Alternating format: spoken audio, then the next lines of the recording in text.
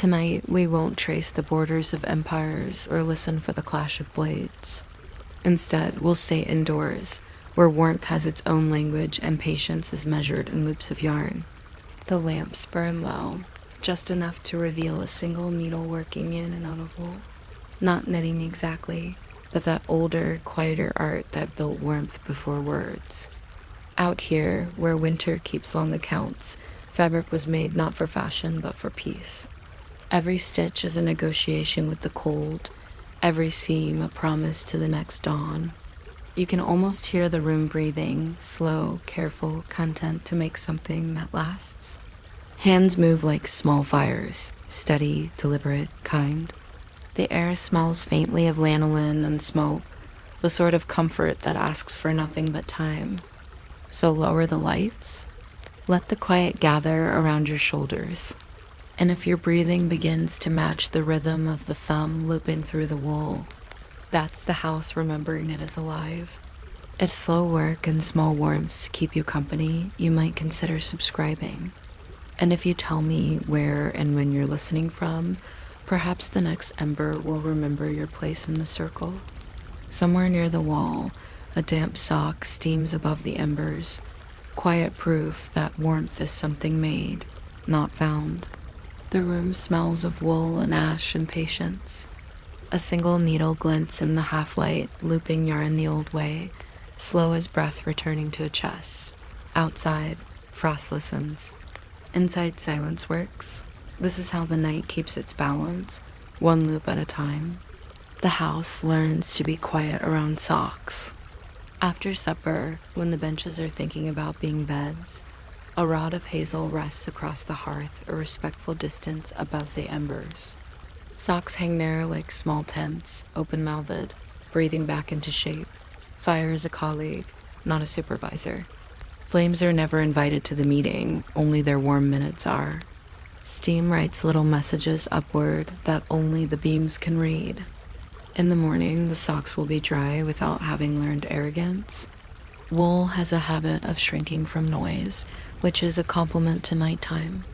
A child memorizes 3 soft taps on the floor, the signal for water, for bar the door, for come quietly, and wool obeys because it does not squeak. The lone house becomes smaller and kinder when everyone's footsteps are padded into rumors. There is a domestic physics here, quiet as a craft, and socks are one of its tools. If you want mildly absurd facts to think with, there were wordless competitions about who could cross the boards without waking the geese pen. The prize was not a prize, only the satisfaction of an unruffled goose. A good sock keeps arguments from starting, because cold feet have a way of bringing the judiciary into it, and warm ones nod and negotiate. You can almost measure a household's diplomacy by the number of socks draped at a careful angle over the back of a chair. The careful angle matters. An impatient angle teaches damp to reassemble. The day has its errands, and socks keep score without writing it down. In the fields, a doubled heel counts furrows better than pride does. Leather shoes accept the help with an expression that reads, "Thank you," in the universal language of not creaking. Ship decks are tarred in particular. Wooden planks pull at solace the way old stories pull at attention, and wool grips them better than boasting.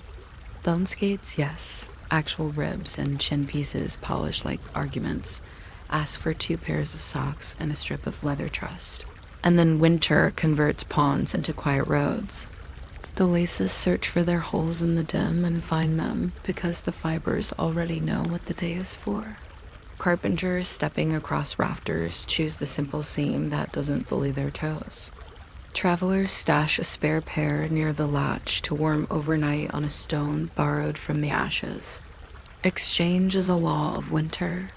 When the round of the night watch begins, a change of socks buys endurance more quietly than a second cloak. Damp stolen from the heel with a pinch of salt is a trick worth a nod.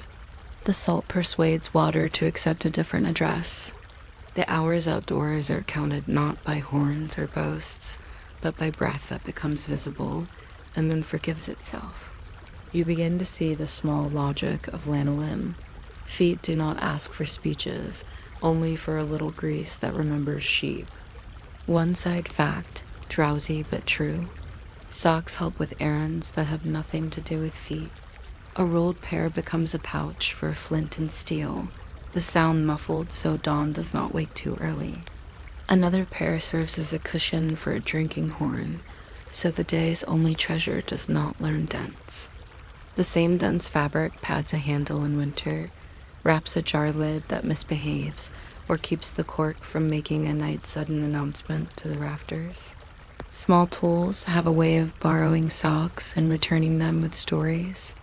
In the hold of a ship, a bundle of wool prevents a keg from confessing its location to the waves. The craft does not appear on lists of equipment because everybody knows and nobody bothers to say. That is how you can tell a technology has become furniture. There's economy in the care. Thrum patches little forests of leftover yarn teased into being bloom where toes are ambitious. The stitcher makes loops that look like shaggy grass and then folds them, which is to say persuades them with warm water and soap, and rolling to shrink into felt. Comfort turns into armor. The toe becomes as tough as a headline and twice as cheerful. A sock can live longer than a boot if you learn to mend as if you were apologizing to tomorrow. Fulling is its own slow theater, the wet wool soaked and worked until the scales agree to hold hands, the fabric thickening into agreement. Walnut shells and madder roots breathe gentle colors over the years, earth brown, satisfied red, that forgive dirt and encourage dignity. Iron in the pot graze a batch into seriousness. A string of skeins drying on the beam becomes a subdued rainbow that understands mud. No one dies for spectacle here. The dye work is a conversation between weather and laundry. Trade responds in kind. Fleece becomes yarn, becomes socks, and returns as barter. One pair against a small bag of barley. 2 pairs against a spoon and a story. Fairs respect the straight seam and the honest heel. A traveler knows which farm will have dry pears by the way smoke leaves the longhouse.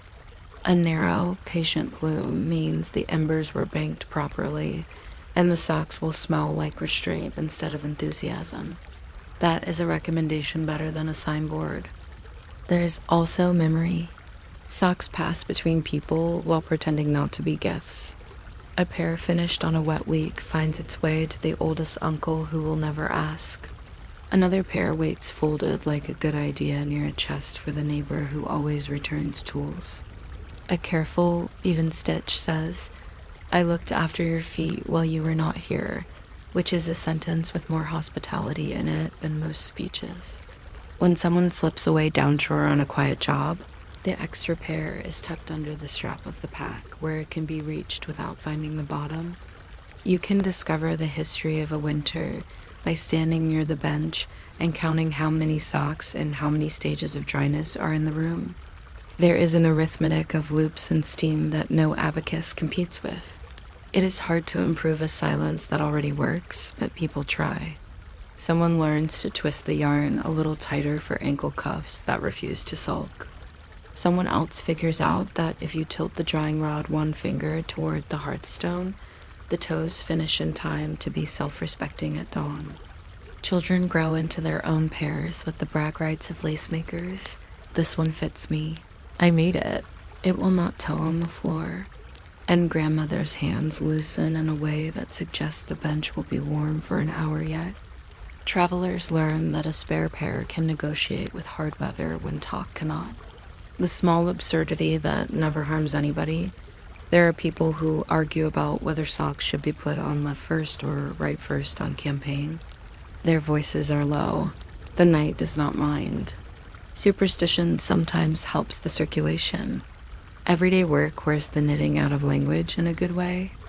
Now-bound loops do not need names for their variations when the thumb knows them, but there are names anyway. Oslo, Mammon, Ussel, the syllables soft and entirely willing to watch you fall asleep. The needle is blunt, so it won't split the yarn's memory. The yarn accepts corrections without a scene.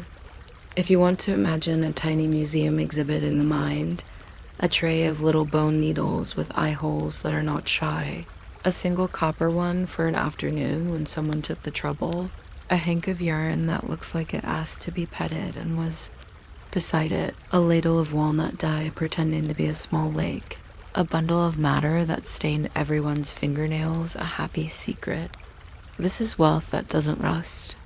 It fades respectfully and then thrives again when rubbed with a bit of lanolin. Travel a moment down the shoreline and the socks gain sea legs. A fishing boat sets out before the day's nouns have woken. Feet find their work faster when the toes talk to wool rather than to wet leather. Decks ask for attention that socks give by default. Salt tries every latch in the boat. Socks close them gently. The crew doesn't discuss any of this because everyone is too busy not making noise.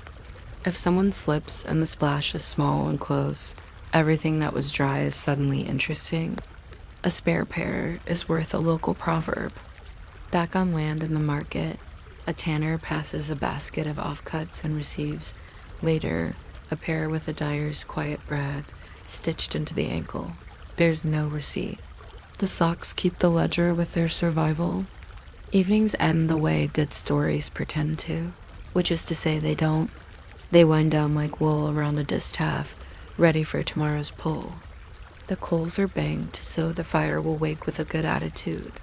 The rod stays where it is so overnight damp minds its manners. Boots breathe in the corner with their tongues out because they know what comfort is for. The socks on the hazel look like small tents along a road no map mentions. A few drops shake loose and find the ash where they become history faster than most drops. People speak in low furniture tones. Pass the cup, mind the latch. Who has the good needle? There it is. You can hear the line from the image in your head if you want. If the house sleeps, the stories last. Wool learns this first. And that is as good a hypothesis as any to fall asleep beside. Warmth makes fewer mistakes than haste does. Of all the tools available to a rainy century axe, plow, ship none is so gifted at resolving an argument before it begins as a pair of socks that fit. The last lamp is persuaded rather than blown. Toes decide to forget the day. We banked the coals softly. Loops counted boots, waiting night kept whole. When it is time to wake, the socks will be dry without announcing how and the first foot onto the floor. We'll discover that the floor has already remembered to be kind. You might not expect a thin cord threaded through a wooden door to have a social life, but the latch string spent centuries deciding who slept warm and who slept outside comparing stars. It lived in a small tunnel of wood, looped around a notched bar called the latch, and answered visitors in a dialect made of gentle tugs. Pull the string from the porch and the bar lifted. Push the door and the night became a room. Slide the string back inside and the house went quiet in a way that made weather respectful.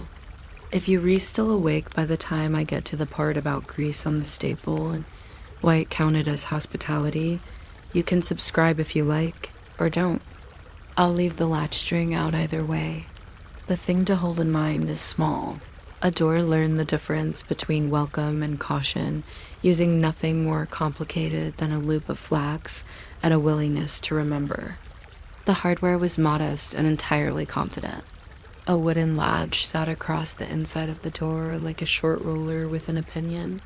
One end turned on a wooden pivot. The other end leaned into an iron staple set in the jamb. A little gravity kept it honest. To raise the bar from outside, you needed the string which traveled through a small hole bored just above the latch down around the working end and back up so that a polite tug would lift the bar like a well-timed eyebrow. The hole was sometimes called a mouse hole because it behaved as if a small neighbor used it at night. Children believed this without effort. The string itself was braided linen or hemp or narrow leather thong, whatever the household had that could survive weather and arguments. When the string hung outside, strangers were not strangers. When it was drawn in, kin still knocked. You can see the civics lesson, policy as a loop. A new latch felt like a chore that pretended to be carving practice. Someone planed a bar smooth so hands wouldn't collect splinters exactly where courtesy demanded touch. Someone whittled a pivot peg that would spin easily without ambitions. Someone cut a keeper notch deep enough to be convincing, shallow enough to be forgiving. The drill for the mouse hole needed its own patience. You didn't rush a hole that future weather would try. There were homespun preferences here. Some doors liked the hole slanting upward toward the porch to shed rain.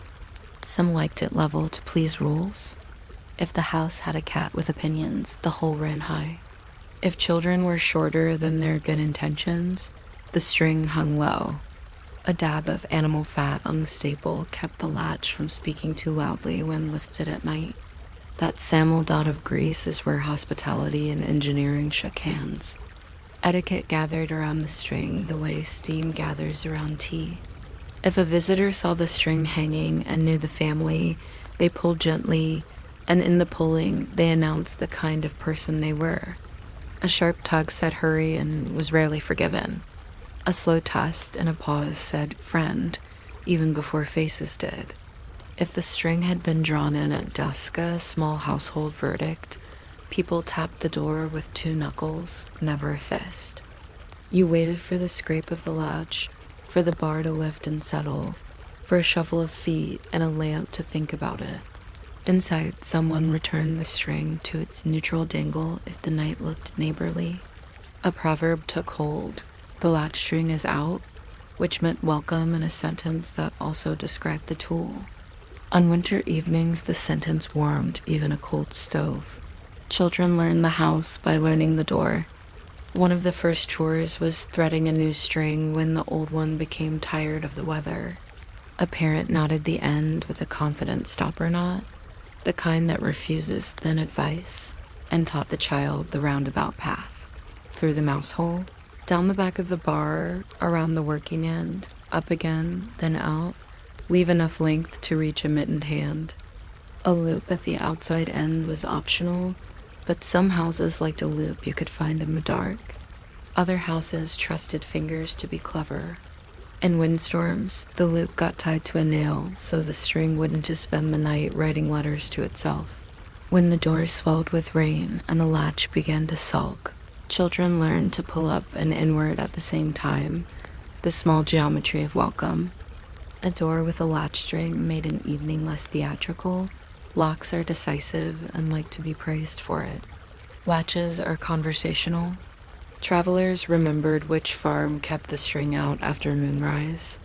A peddler felt the loop with a kind of relief that had nothing to do with merchandise. A midwife, hearing 3 soft taps, found the string ready because the house wanted her and because string is quicker than keys. On cold nights, drawing the string inside served as insulation of a sort. Even a mouse hole respects a line tied in it, and the room kept its courage an inch longer.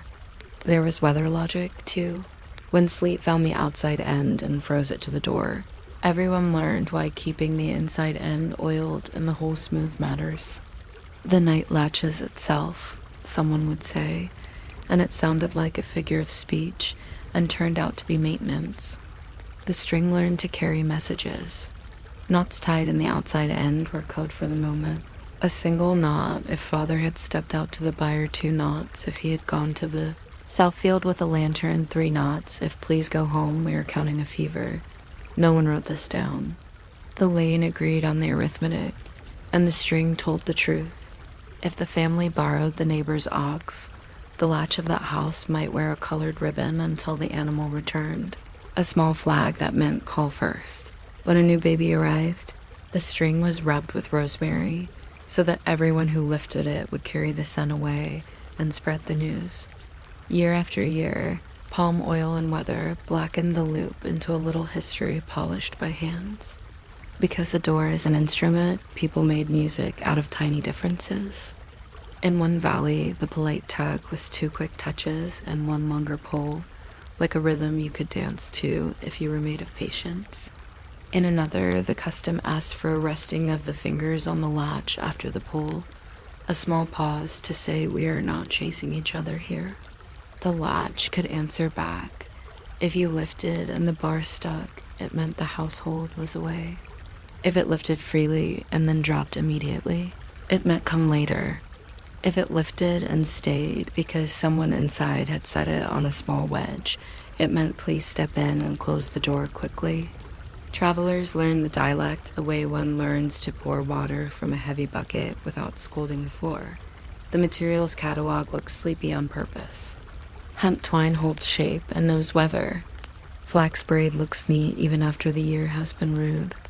A narrow strip of rawhide is stubborn and loves a cold morning. Grease it and it will outlive the door. In some places, strings of braided horsehair slide like a whisper and collect fewer smudges.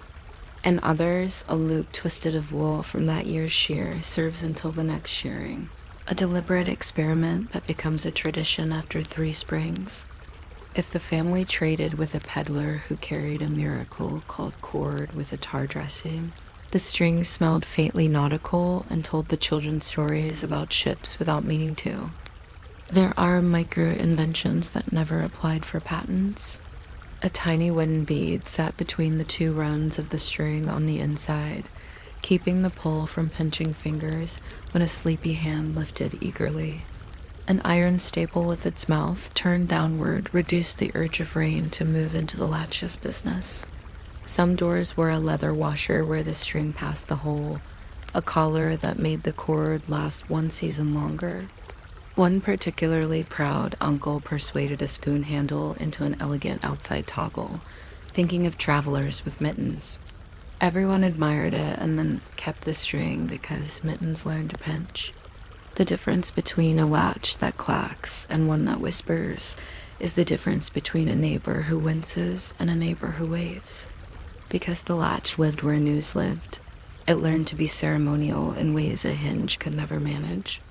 On wedding days, the latch string of the new household hung outside before dawn, and people walking by touched it as if to greet the future. When a family lost someone and needed a stiffer night, the string was drawn in and tied in a mild knot, not to be undone until morning. In the birth month of each child, the string wore a different ribbon scrap, so a mother's hand could find it fast at night without thinking. Later, the ribbon tied into a child's hair, and the latch resumed its ordinary face. These are tiny rites, but they start conversations between furniture and time. We should talk about doors that traveled, because not all latches stayed home. In frontier towns where houses arrived faster than ironmongers, a hinged board across a doorway took the job of both door and latch. The string ran around a peg and made the difference between a saloon and a meeting house without consulting minutes. Barn doors had their own laconic system. A wooden bar lifted and a string asked the bar to consider daylight. Smokehouses kept their strings greasy for reasons both culinary and moral.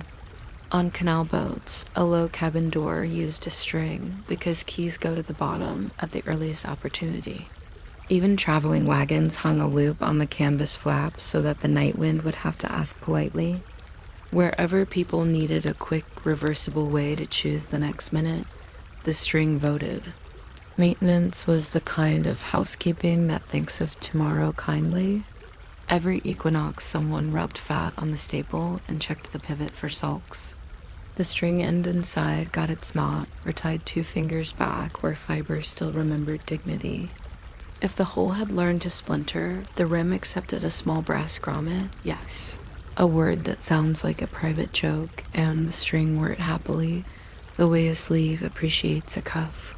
The latch bar's nose got a quick shave with a knife if it had started to chew the staple. These little surgeries kept winter from having too much to say. In summer, heat swelled doors until they believed in drama.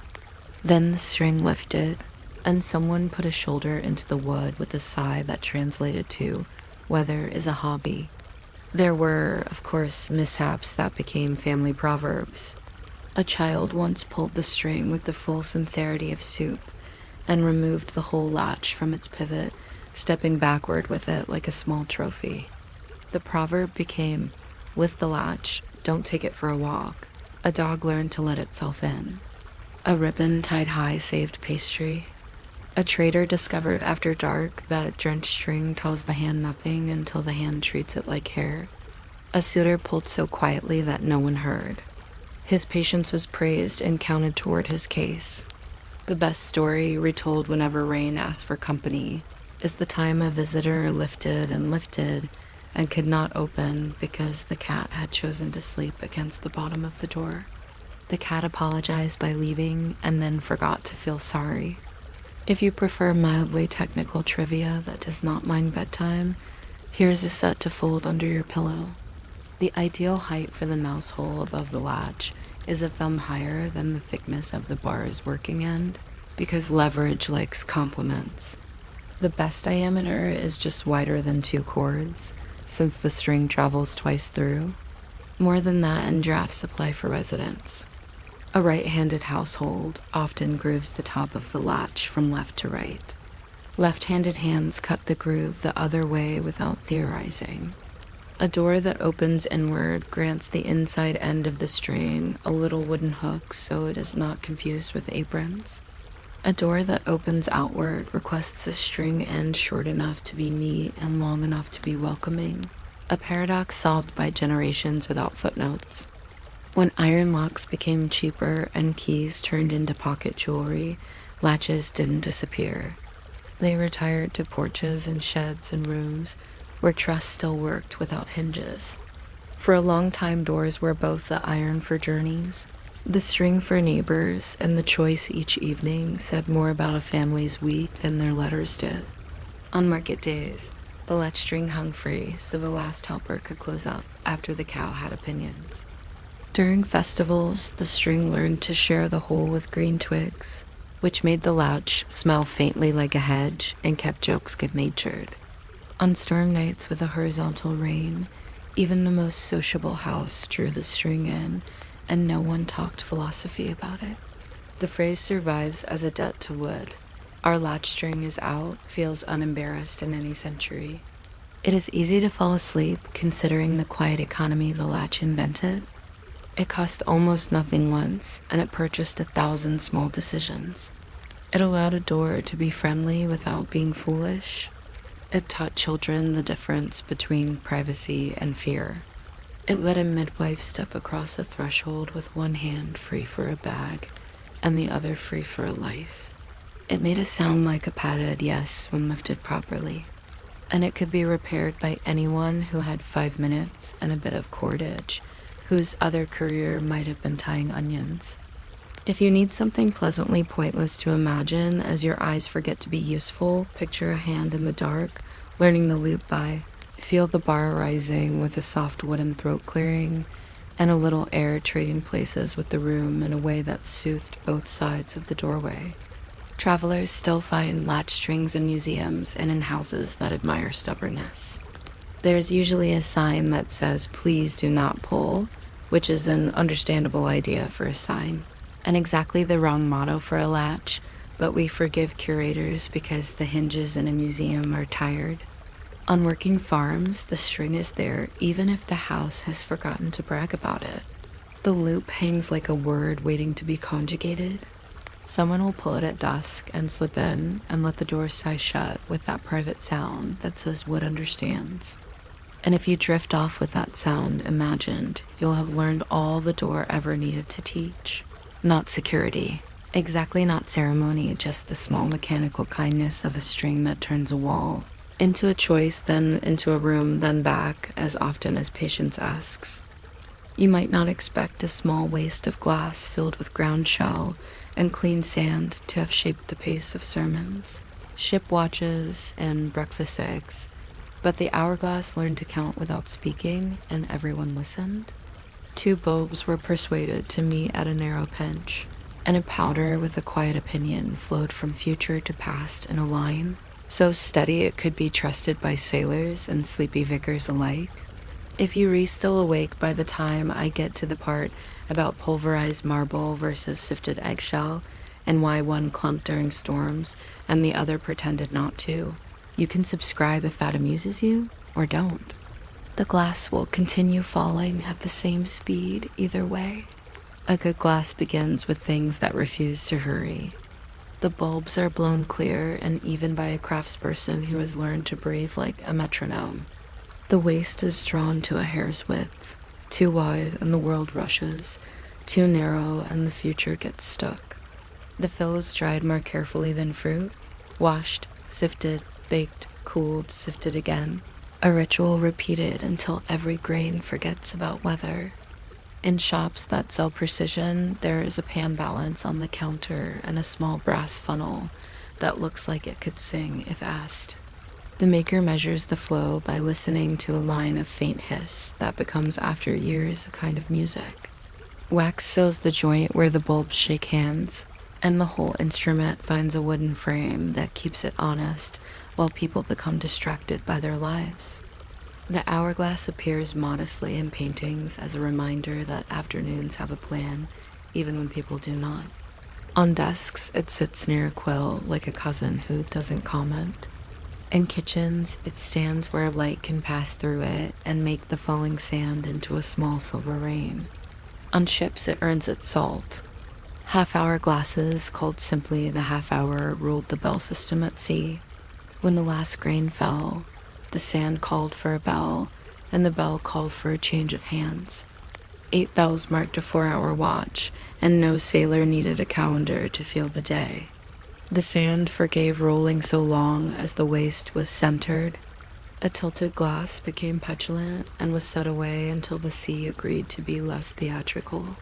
A boy assigned to turn the glass on the hour learned to treat it like a companion. He wiped the bulbs with a dry cloth, tapped once to settle a hill at the bottom, then flicked with a motion the ship called polite. When fog came heavy, the glass kept count because fog has never understood arithmetic. The sea produced all manner of opinions about time wind that tried to hurry, calms that tried to stop, and the hourglass answered with a steady yes, not because it was stubborn, but because gravity is. Clergy liked sand because it allowed sermons to be adventurous within limits. Pull the glass, set it where the parish can see, and watch eyes relax. The hour will not expand merely because someone has discovered a remarkable second conclusion. The small hiss of grains, almost inaudible, soft the wooden pews, and a child in the 4th row learned to guess when the last thin stream would thread the bench. There were styles. Some pulpits used a 30-minute glass for a brisk message, and then a second one beside it for consolation. Others carried a 60 and turned it like a soft promise. We have only this much to say and no more. A parish with a particularly energetic preacher developed the custom of the beetle turning the glass in the opposite direction when the allotted sand had fallen, which meant negative time and made even angels smile. In courts of law, a sand glass held the floor for speakers with a gift for digression. In schools, it supervised the recitation of grammar and rewarded those who found commas without fuss. Egg timers pretended to be cousins, but were usually practical jokes wearing frames. They served 3 minutes of certainty to households that liked their yolks soft and their opinions mild. Toothbrushes made friends with tiny 2-minute glasses and tried to teach children to scrub until the sand forgave them. Somewhere, a chess player used a sand glass before clocks learned to bang a flag, and the game felt like a conversation held over tea rather than a duel. The recipe for good sand is a bedtime story about control. Truer glasses used powdered marble, crushed and washed, and sieved until the grains were almost identical strangers. Beach sand was a temptation and a terrible mistake.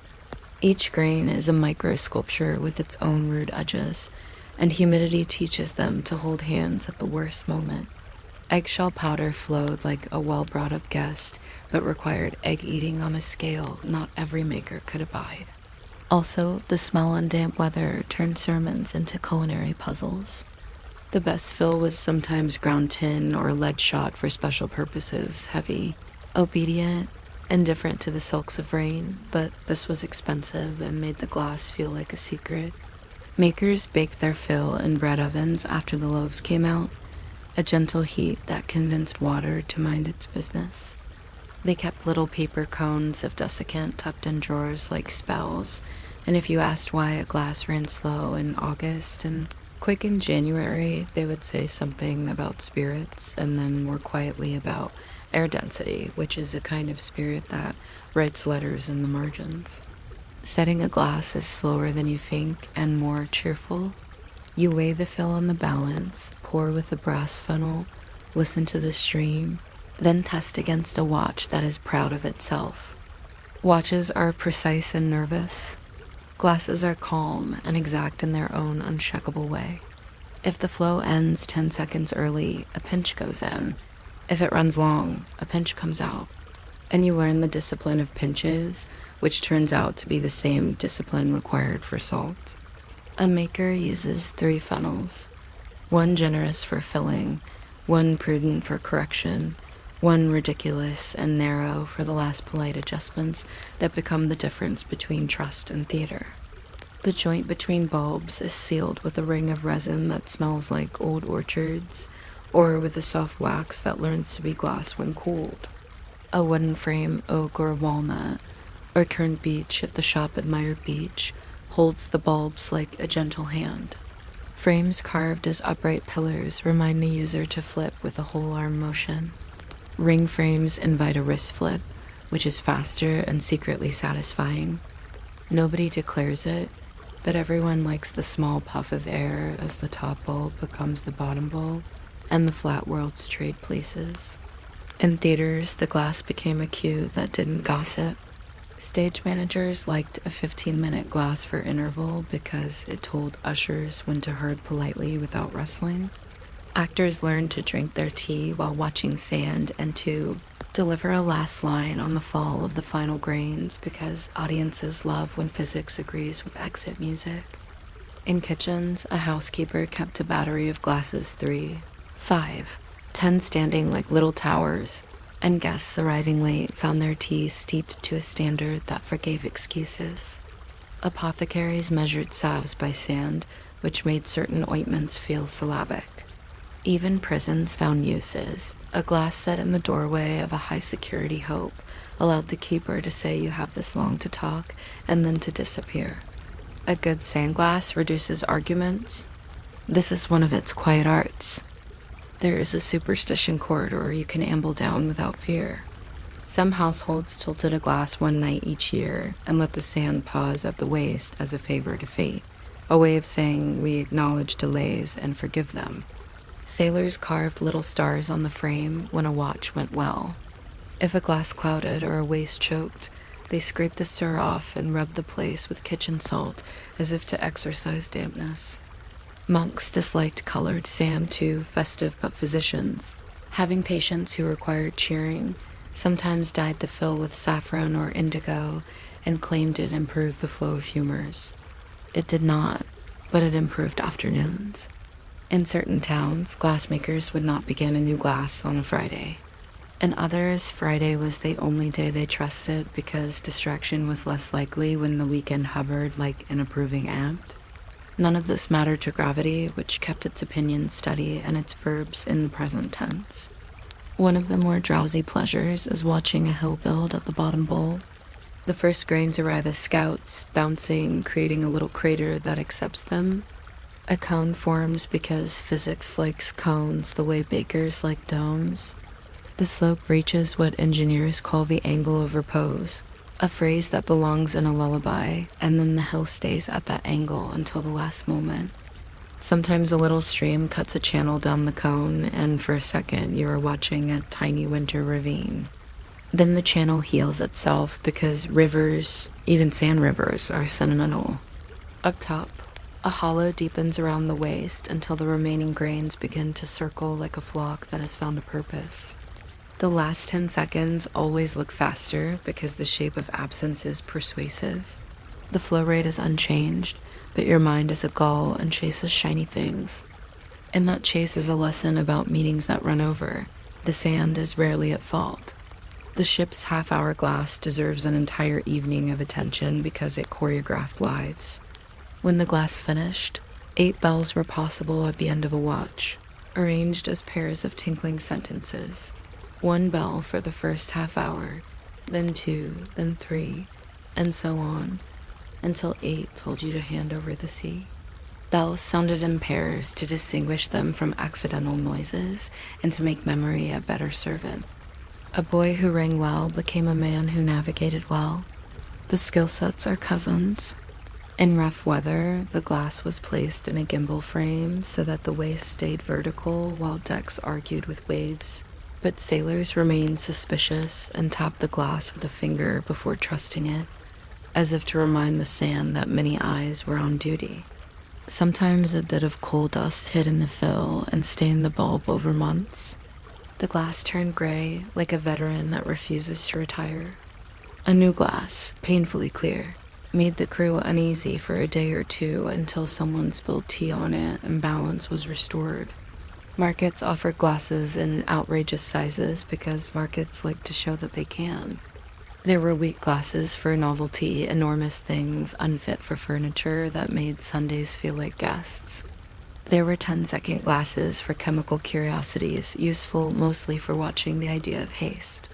There were small 2-minute cylinders meant to sit on toothbrush holders like tame candles.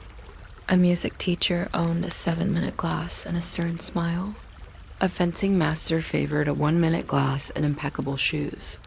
Households settled on what they could live with, a 30-minute for baking, a 3-minute for eggs, a lazy 5 for tea, a half-hour for reading, a 60 for naps.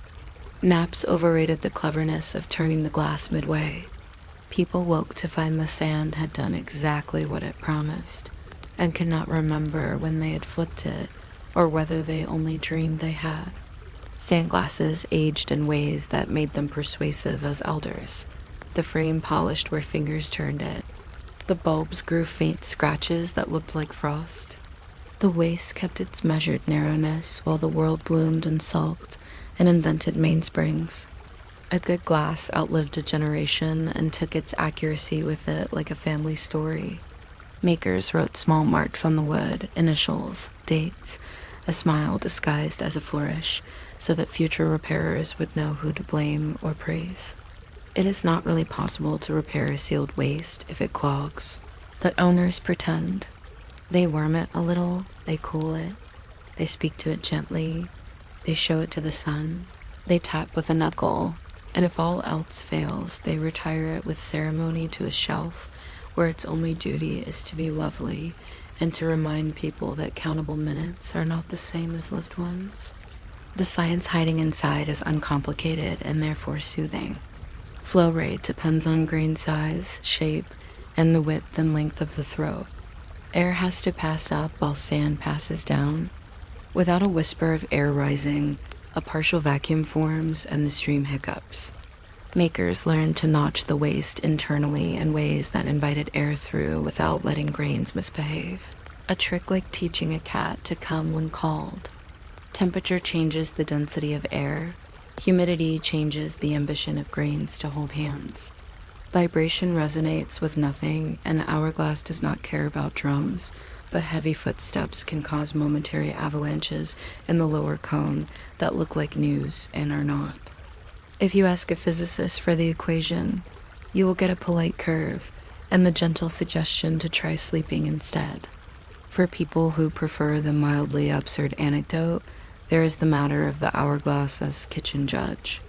In one provincial town, pie contest entries were allowed exactly the duration of a 30-minute glass to cool before tasting, no more, no less. The judge claimed the sand prevented favoritism. In another, children taking turns on a rope swing used a 5-minute glass nailed to a post under a little roof, and no one complained about fairness for a whole summer. A watchmaker owed his start to a glass he used to calibrate his first pendulum. When asked why he trusted sand to measure gears, he said gears envy sand and try to imitate it. A school invented the gentle detention, a single turn of the glass in a quiet room with a book and a pencil. No questions asked on exit. You can build a civilization out of such customs without ever drafting a constitution. When clocks multiplied and took on faces and ticks, the sandglass did not protest. It retreated gracefully into jobs that needed silence or water resistance or a kind of theater. You cannot hear a sandglass through a door. That is useful for certain rooms. You cannot short it, wind it, or insult it. It will continue. It has no numerals to read wrong. It forgives casual glances. It keeps company well with tea and wood and cabinets that know how to be quiet. It is what people pick up when they want to measure without feeling measured themselves. Even now, in modern kitchens where timers blink and sing marshes, someone keeps a 3-minute glass near the stove because eggs do not respond well to ringtones. The last delight is the turn itself. A hand reaches, holds the frame as if picking up a sleeping bird, turns over and sets down. For an instant, both bulbs are equally full and equally empty. Then the line appears, the hiss begins, and the instrument remembers what it is for. If you are almost asleep, imagine that turn not as a flip, but as a slow horizon rolling over into another sky. The top becomes bottom, the future becomes past. The present is the little throat where everything passes obligingly. A minute later, you have forgotten to watch, and the glass has not forgotten to run. Somewhere, a sailor counts bells and thinks of the smell of tar and coffee. Somewhere, a stage manager smiles because the 15-minute sand has made a hurry unnecessary. Somewhere else, a child waits for the last grain to fall so she can run out to the swing, and she will remember that small fall longer than anyone will remember the number of minutes it contained. The bulb empties, the hill rises, the line keeps its promise, and the day pretends to be made of edges when it is really made of such soft slopes. Turn it once more and let the hiss be the last sentence you hear. The rest can be measured in breaths, which an hourglass has always understood. You might not expect a shallow bowl on a stick to have choreographed so many quiet moments, but the spoon has been arranging the pace of meals, medicines, and small agreements for 1,000 years without once asking for a speech. It rests with its face turned up like a small moon, holding only what gravity permits, and in that gentle limit people have found civility. If you are still awake by the time I reach the argument between pearwood and boxwood, and why boxwood thinks it is the watchmaker of trees, feel free to subscribe or don't. The spoon will remain exactly as polite either way. It begins very simply. A plank of wood is split from a log with the grain standing upright like well-behaved hair. A bowl is hollowed with a hook knife whose curved edge understands patience. The handle is shaved down until a fingertip says yes. The whole thing is left a little fat because time will slim it while it dries. Then there's the other tradition, the metal one, where a pewterer pours brightness into a spoon mold that holds the idea of oval and the idea of stem simultaneously. Brown spoons like to be slightly green about the edges and pretend it's wisdom. Silver spoons have opinions about lineage and polishing claws. But wood is the oldest cousin that slips into pockets and into stew pots without making anyone nervous. The bowl is carved to fit the mouth it will visit most often. No one says this out loud, but the spoon that lives with you learns your face. A first spoon for a household is not bought so much as found. In a century that prefers axes, a sliver of serviceable maple becomes an eating spoon after a Saturday of careful whittling and a Sunday of showing it around the table as if it were a calf. The notch at the end of the handle is not decoration. It is where a string sits when the spoon hangs from a nail so the dog cannot vote in the stew. A traveling spoon goes into a pouch with bread and comes back glossier for the road. People believe spoons do not travel, but spoons have seen more thresholds than boots have, largely because a spoon meets no argument at a doorway. A favorite stays in a pocket at fairs and at wakes because there is always a pot somewhere and someone calling, "Come try." Children learn measures before numbers by watching how a spoon mounds and levels. A heaped spoon means abundance disguised as a unit. A cook learns the particular short, tidy sound that a wooden spoon makes against the rim when a soup has stopped being ideas and is now soup. A spoon is what you hand to someone who has nothing to say, because something warm will usually complete the sentence. There are spoons specialized to a point that turns into comedy if you keep listing them. A salt spoon, which is the size of an argument you didn't need to have, keeps fingers honest near a cellar of crystals that try to start friendships. A mustard spoon, usually horn, enjoys the resistance of seeds and the faint scandal of vinegar. Apothecaries keep draft spoons with exaggerated bowls to suggest reliability to borrowers who arrive with fevers and doubts. Long-handled preserving spoons reach into fruit that contains small volcanoes, and the long handles remind the user to respect the fruit's ambitions. Ship's messes rely on spoons that survive collisions with everything that isn't tied down. On calmer days, the same spoons become paint stirrers without bothering to feel insulted. In some monasteries, the refectory spoon has a blunt, generous face because monks eat with the serenity of people who will have the same supper tomorrow and the next day. A traveler's folding spoon exists and tries very hard not to tell jokes about itself. Its hinge collects history you cannot scrub out. In one dry town, the annual fair gave out 10 souvenir spoons stamped with a barley ear, and everyone pretended tin was almost silver until it wasn't, which kept the town happy. Metal brought its own manners, and they arrived with a bright sound. Pewter spoons felt like fairness, not poor like wood, not fancy like silver, just cents on a table. Pewter's only fault is that it likes to remember touch. Thumb marks become a patma that tells you exactly where appetite has had its way. Silver insists on polishing and will not apologize for the afternoon you surrender to cloth. The wealthy like to engrave a crest where the thumb rests, as if the thumb needed tutoring. The poor carve names instead, which the thumb could actually use in the dark. Curiously, the most durable mark a spoon carries is not engraving, but a shallow undulation in the bowl worn by the habit of scraping.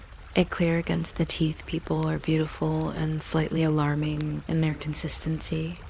For a whole century, people believed a silver spoon in a baby's mouth would protect it from everything that can be named. It did not, but the baby learned to make a face that made grandparents feel wise. A kitchen measures time by the arc of a spoon. Stir clockwise, stir counterclockwise. Feel for the moment when resistance changes from noisy to conversational.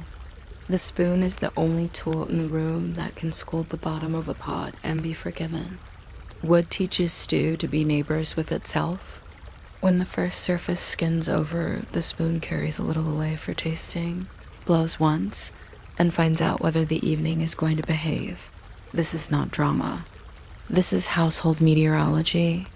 If you listen, a spoon tapping the rim 3 times means salt, 4 means another log, and 2 means tell them. Older kitchens had spoon racks, a comb of slits under the mantel where handles rested and bowls hung like commas in a row. Each spoon returned to its slit by feel, and a house could find itself in the dark just by the pattern of wood above the fire. The rack smelled faintly of smoke, fat, and whatever yesterday had decided to be about. When a spoon breaks, and they do, even if you're careful, it breaks at the negotiation point between bowl and handle. The crack begins where the grain curves and obliges how you hold it. It closes up again when the spoon dries, like a forgotten coral. There are mends that last, a little sleeve of thin brass or copper, pinned gently around the neck, a drilled hole in a dowel, a stitch of wire that looks like jewelry trying to be useful. You can also carve a new handle and fit the old bowl into it, which is a nice metaphor if you happen to be collecting those for winter. People throw out broken spoons only when they have lost the mood for forgiveness.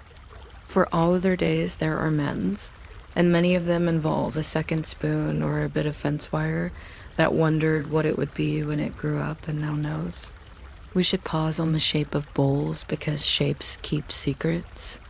The English oval is an egg that believes in restraint. The French bowl arrives narrower as if to teach sauces to aim. The Scandinavian bowl is rounder and sits cheerfully in stews that don't need coaching. A deep Roman bowl looks like it might still be negotiating with garum. A Byzantine spoon keeps a point as if expecting to spear a caper now and then. In cold countries, bowls grow deeper in winter the way pockets do. A spoon used for porridge will have one side higher, a small wave where the lip learned which direction your habits prefer to scrape. These are the kinds of details that do not appear in inventories, but keep a table from arguing with itself. Etiquette attaches itself to spoons the way ivy finds stone, slowly and with conviction. There is the rule about never leaving the spoon in the cup, because heat climbs handles and conversations end with small cries.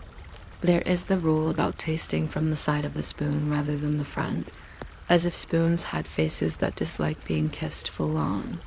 There is the rule about not scraping the bottom to music, although the bottom does sometimes seem like a drum and can forgive a verse. Sub-rules proliferate.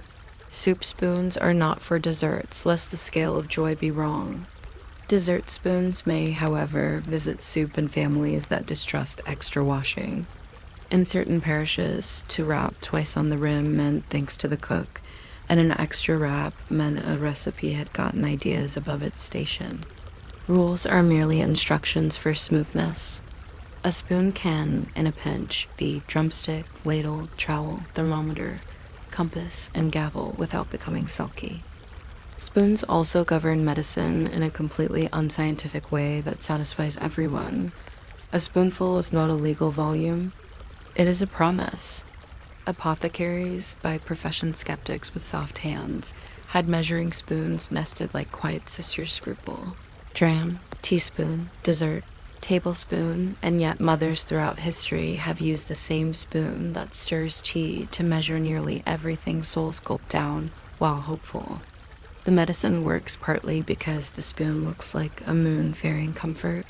A cold spoon placed on a child's brow cools more faith than skin. A spoon of honey administered after any bitterness is the treaty of the century. The child returns the treaty by smuggling the spoon back to the kitchen without announcements.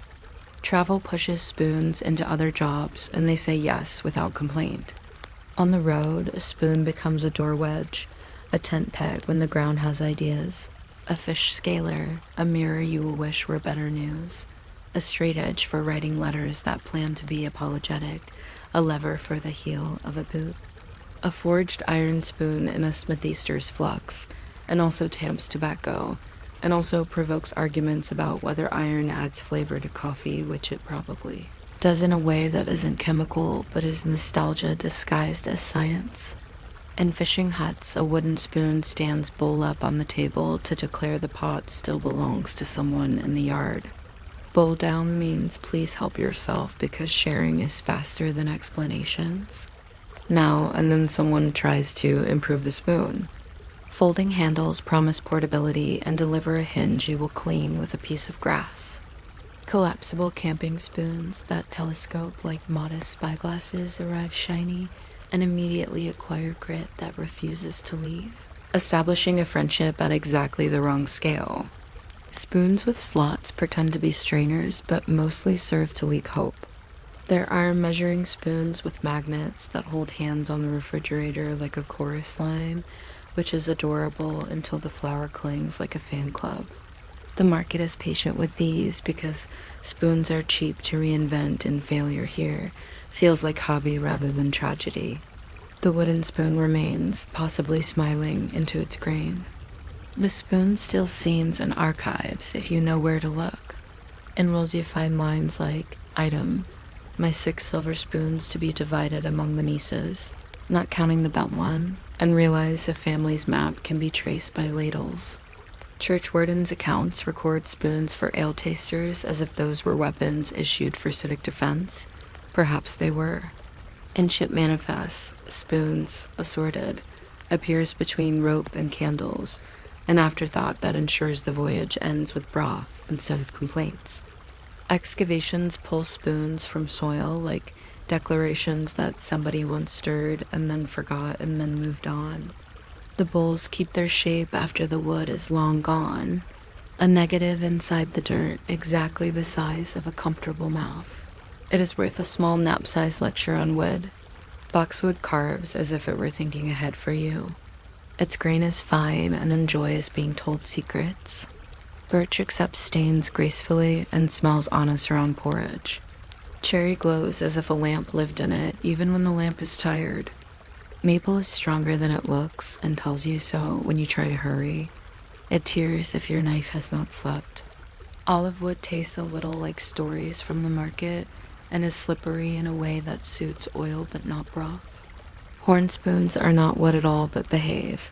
They dislike heat and adore mustard. Bone spoons feel like they know Latin and end sentences with little nods. Each material chooses what it will be good at and then refuses to apologize for its gaps. A drawer full of mixed spoons is a drawer full of negotiated treaties. Ceremony borrows spoons whenever it loses courage. In some places, godparents present a christening spoon, narrow and engraved, to a child who will eventually use it to dig in the garden. In others, couples share a wedding spoon of ridiculous length that never serves food and only serves symbolism, yet still must be dusted, which is another metaphor disguised as housework. Spoon dances exist and are happy nonsense. Two spoons, back to back, become clappers in the hands of a person who has decided rhythm must be provided from somewhere. The sound is not delicate and the smiles are authentic. A community feast sometimes lays down one huge wooden spoon with a bowl the size of a bowl and lets each person step up to stir once for luck. Superstitions that include actual stirring tend to end with edible outcomes. Spices change the meaning of spoons too. You do not poke cinnamon with a fork. You do not scatter sugar with a knife. A sugar spoon, shaped like a little shovel, condones generosity while keeping it measurable.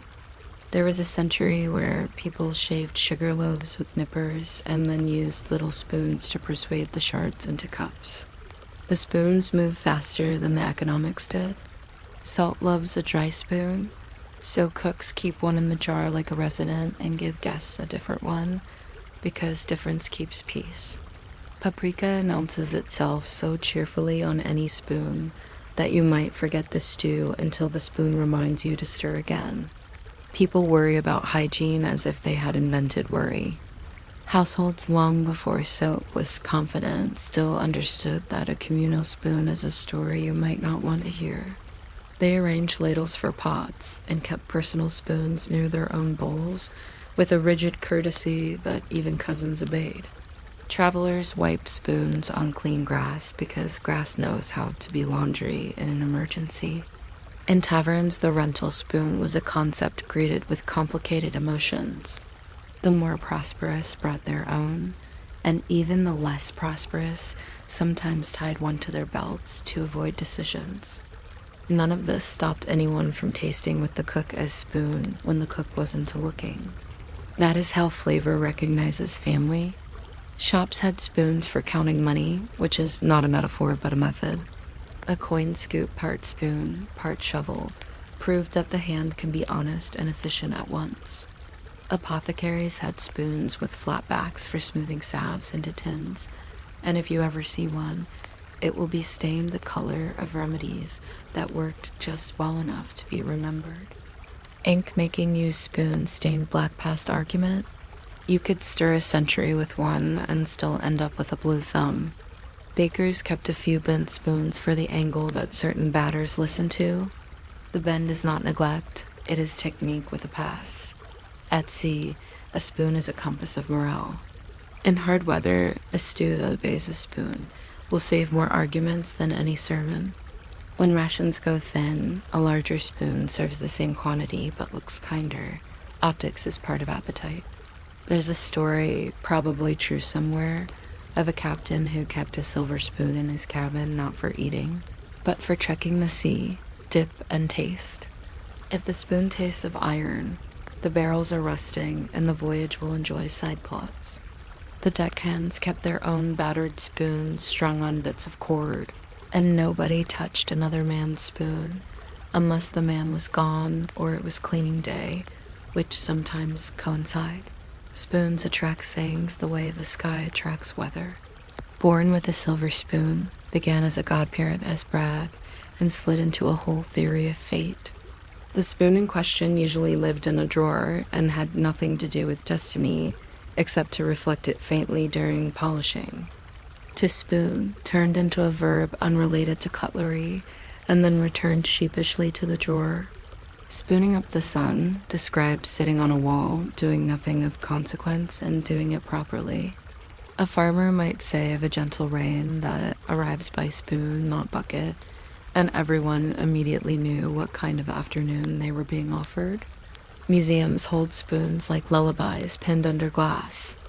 A Roman spoon with a narrow, pointed bowl claims it once pursued olives at speed, and you believe it. A Viking spoon carved from birch shows a faint burn mark where the carver's knife kissed impatience. A Tudor spoon pretending to be a leaf is embarrassment made manifest in metal. Fashion does this sometimes, and spoons forgive. The prettiest display is often the most modest. A row of wooden spoons from the same farm carved across 50 winters, each with the same hand in it, the handles slowly standardizing as if the carver in the kitchen had come to an agreement about what comfort looks like. There is, finally, the matter of silence, which the spoon perfected well before bedrooms were invented. Forks make clear announcements. Knives have a talent for being heard. Spoons converse with the bowl and the lip and the breath of the person leaning over steam. A wooden spoon on ceramic makes a sound like a door being kind. A metal spoon on tin says morning with an authority that tea obeys.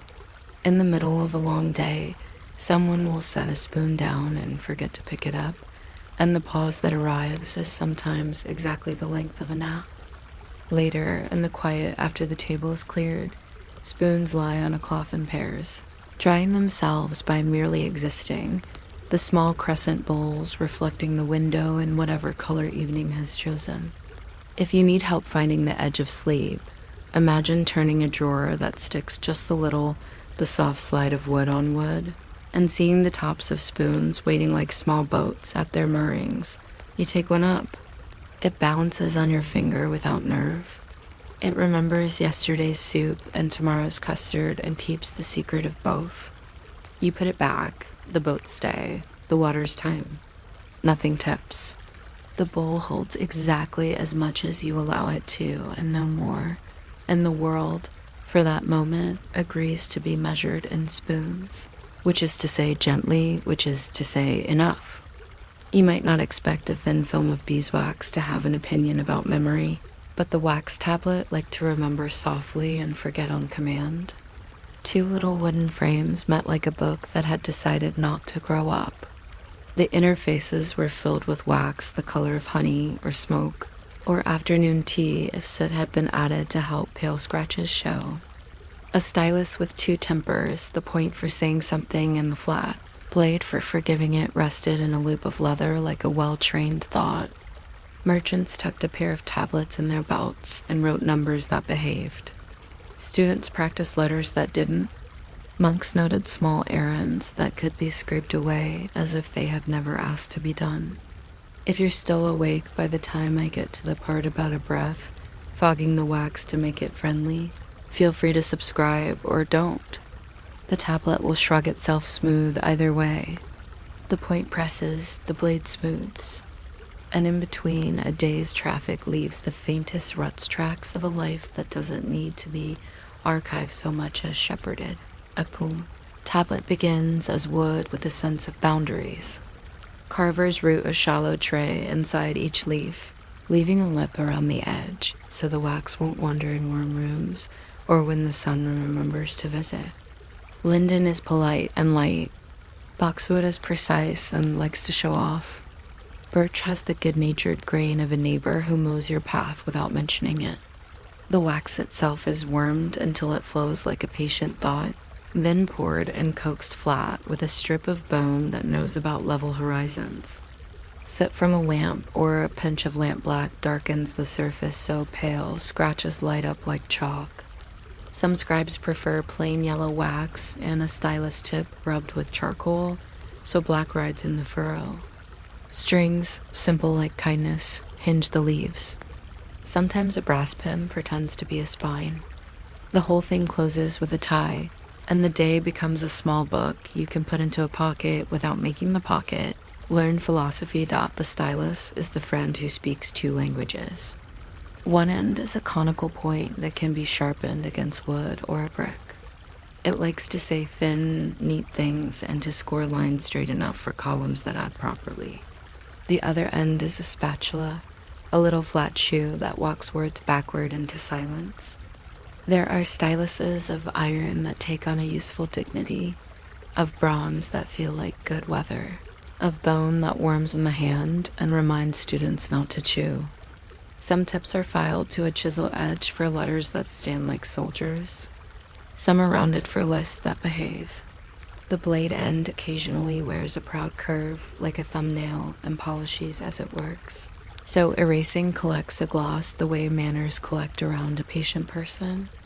A tidy scribe turns the tablet sideways and drags the blade in long strokes, so grooves run in one direction like weed after a breeze. An impatient scribe scrubs, circles, and leaves little C's, where future letters learn to sail. Nearly everything ordinary took a turn on wax. A baker marked customers' orders with quick lines, one long and one short for round loaf, too long for rye. A dot for extra crust and settled accounts later when the oven and the neighborhood finally sighed at the same moment. Shopkeepers wrote tallies the way rain writes on windows, then smoothed them out with a gentle swipe when coins changed direction. In schools, children suffered alphabets into the wax until the alphabet gave up resistance. A teacher leaned over with a second stylus to draw a guiding line and whispered a little chant about the proper slope of that is seen weather. In the scriptorium, a monk slid a tablet into the sleeve of his robe to catch an urgent idea about a verse. Later, he would scrape it back into simplicity because urgency is not the same as merit. Clerks standing in doorways used tablets as pockets for conversation. Names, dates, a donkey's fine, the price of lamp oil. The notes held long enough to cross a courtyard and short enough not to become a ledger's inheritance. People trusted wax because it pretended to be serious, while quietly refusing to be permanent. Wax opens like a secret and closes like one. When you untie the cord, the two leaves lie down flat, and the stylus's tip makes the lightest crisp sound that paper cannot achieve. If you pause your hand and breathe, the surface fogs faintly and softens, an old trick every clerk knows and never brags about.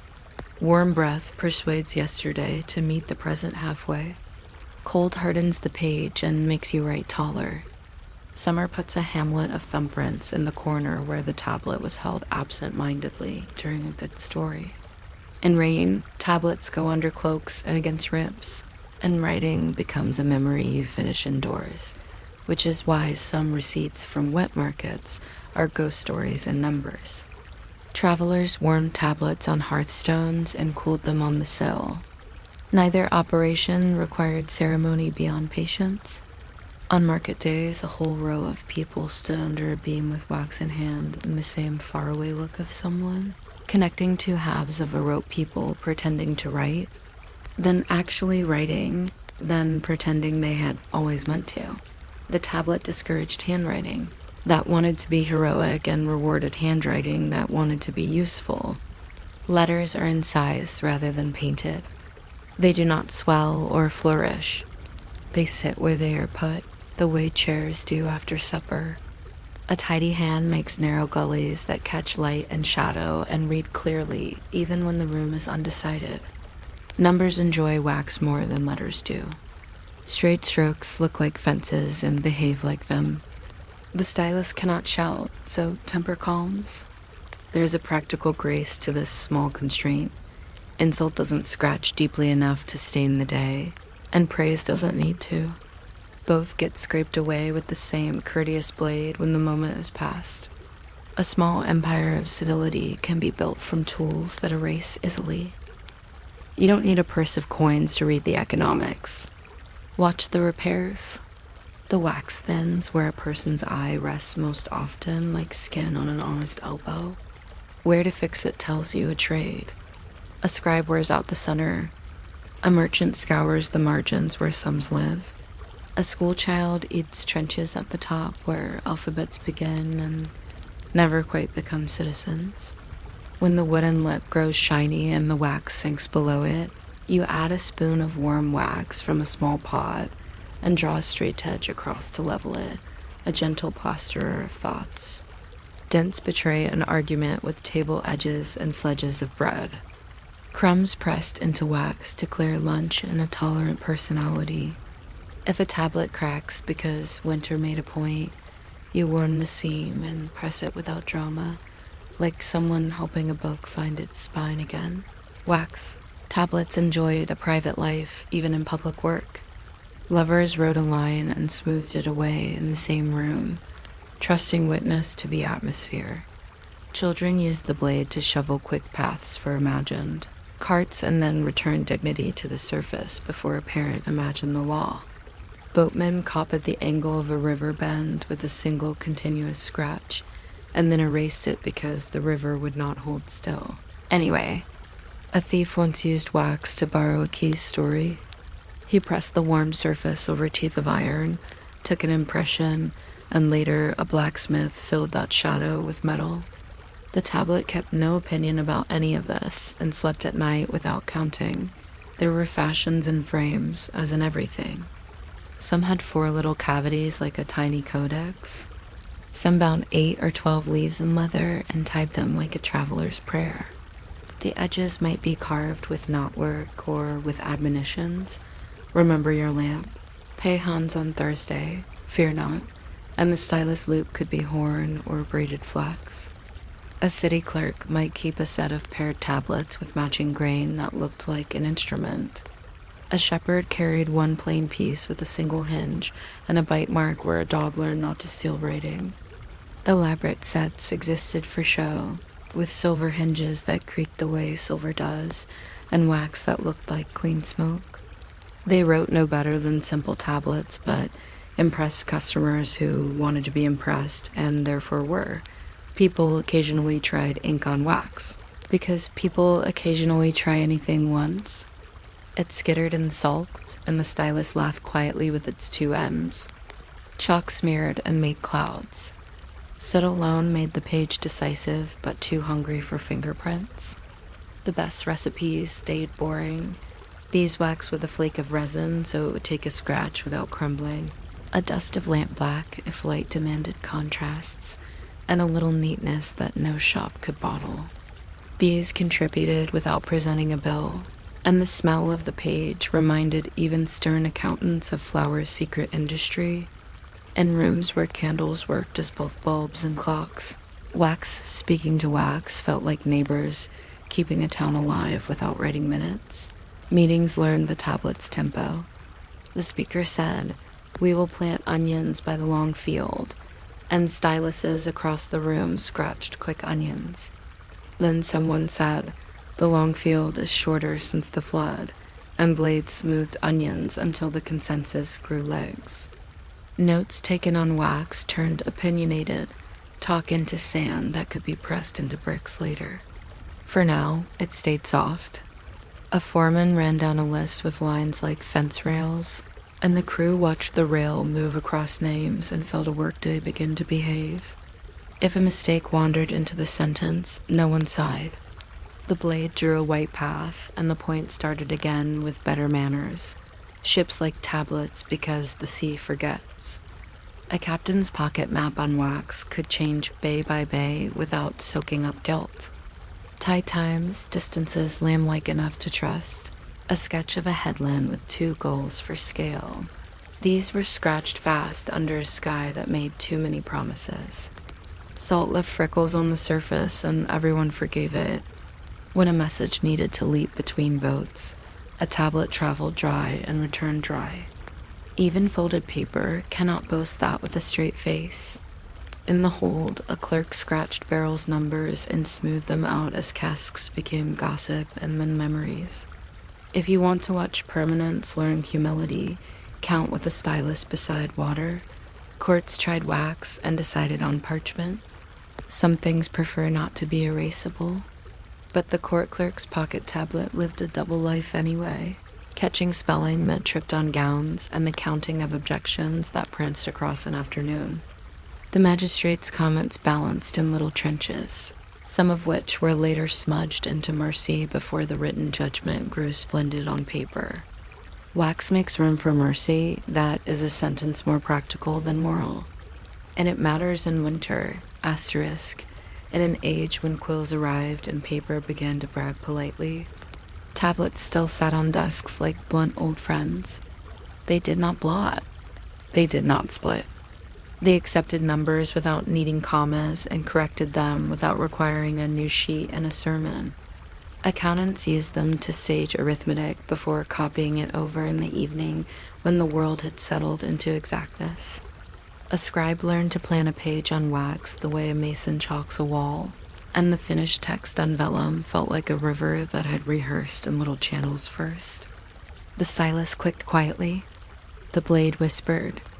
A neighbor closed a door against a draft. A candle nodded. It is difficult to imagine better office music than that for falling asleep to while pretending to count receipts. Because they lived long, tablets grew superstitions. Never throw scrapings into the fire on a Friday, someone said, because forgotten words release small storms. Always smooth away numbers before you walk to the market. The day resents a pocket full of old arithmetic. Don't leave the stylus point down at night unless you want to dream of thin roads. If your tablet falls open when you pick it up, a visitor is coming who speaks too fast. If it opens upside down, the visitor will stay just long enough. These are not laws. They are lullabies for desks, and they work about as well as lullabies do. It's satisfying to think of the tablet as the ancestor of all temporary courage. Slate boards and chalk felt like grandchildren who inherited the laugh. Blackboards outsized the trick until a room could argue itself clear, and then sweep 30 feet of thinking away with a rag that smelled like yesterday's arithmetic. Even screens, those latecomers that light rooms from the wrong direction, practice the same magic of writing that does not have to become history unless it persuades someone. Behind the glass, there is still the ghost of wax, asking to be smoothed and tried again. We have not improved as much as we have repeated. If you need an image to drift toward, picture a hand closing a tablet at desk. The stylus tucks under the thong with a familiar little click. The surface shows 3 thin lines that looked important a minute ago and now look like weather. Someone's thumb rubs the corner because beeswax rewards this with a tiny shine. A breath softens 2 numbers that had become too proud. The blade crosses them once, twice, and the page returns to still water. The cord loops and ties itself the way cords learn to when a household keeps using them. The tablet sleeps and will wake agreeable. Outside, the lane makes its own notes in dust and erases them with wind, practicing the same craft. And if you're still a little awake, imagine drawing a single neat groove, listening to the dry, crisp sound as it goes, then smoothing it away so perfectly that even you can't find where the thought went. The room grows quiet. The wax remembers to forget. The day folds shut and puts its little book where morning will know it by touch. You might not expect a stick with a few careful bites taken out of it to have balanced kingdoms and paid for hay, but the tally stick kept accounts with nothing more dramatic than notches and patience. It was usually willow or hazel, a length of green wood about the size of a walking thought, split down the grain so that 2 halves, stock and foil, remembered each other like identical twins with different wardrobes. The exchequer liked them, farmers liked them, alehouses adored them, and nobody needed ink unless they were feeling festive. If you're still awake by the time I reach the part about the long notch for pounds, and the short nib for pence, and why they refuse to be confused even in candlelight, you can subscribe if that sounds like the sort of decision a tally would approve or don't. I'll mark your choice with a polite nick and file it under contentment. A good tally begins with a sound, the soft scrape of a knife testing the grain. Willow behaves as if it were bred to be counted on straight fibers, mild temperament, a habit of drying into honesty. The clerk or reeve chooses a rod about as long as a forearm and as round as the idea of fairness. One end receives a bevel, not for glamour, but so the halves will know which way up the world was when the agreement was made. Then comes the language of cuts. A deep, wide notch across the edge means a pound. A narrower one stands for a shilling. Tiny nibbled bites, like a mouse learning to write, an ounce pence. Some offices used chevrons for marks worth farthings. Others kept their dignity and squinted less. Each notch leaned slightly in the same direction, so that when you run a finger along the edge, you are reading a topography of obligation, hills for large money, small fences for coins, and smooth spaces that mean the conversation rested there. The knife works slowly, not because the clerk loves suspense, but because accuracy at the edge saves noise later at the door. When the amount is ready, the stick is split lengthwise with a calm wedge. Here's the bright trick that made fraud yawn and go elsewhere. The split follows the grain's accidents. It wiggles and whirls, producing two halves that fit together more perfectly than memories, with contours that cannot be imitated. The creditor keeps the stock, the longer, bulkier half that looks like authority. The debtor receives the foil, thinner, but exactly matching the record, which is a kind of democracy arranged out of wood. When payment comes, the two halves meet, teeth into teeth, edges into edges, and everyone lets the joint convince them. You do not need witnesses when a river's exact ripples reunite. Paper can lie. Wood rehearses. On market days, a reeve with a pocket full of stalks looked like a man distracted by kindling. Farmers arriving with ewes or oats presented their foils. The reeve matched them to the stalks with the sleepy ease of someone who spends afternoons aligning grain. A good match produced a little sound, a small wooden hush that bystanders understood immediately. The amount was acknowledged, a strap tied around the joined pair, a chalk mark added for finality. If there was a partial payment, the clerk simply shaved off a sliver between two notches.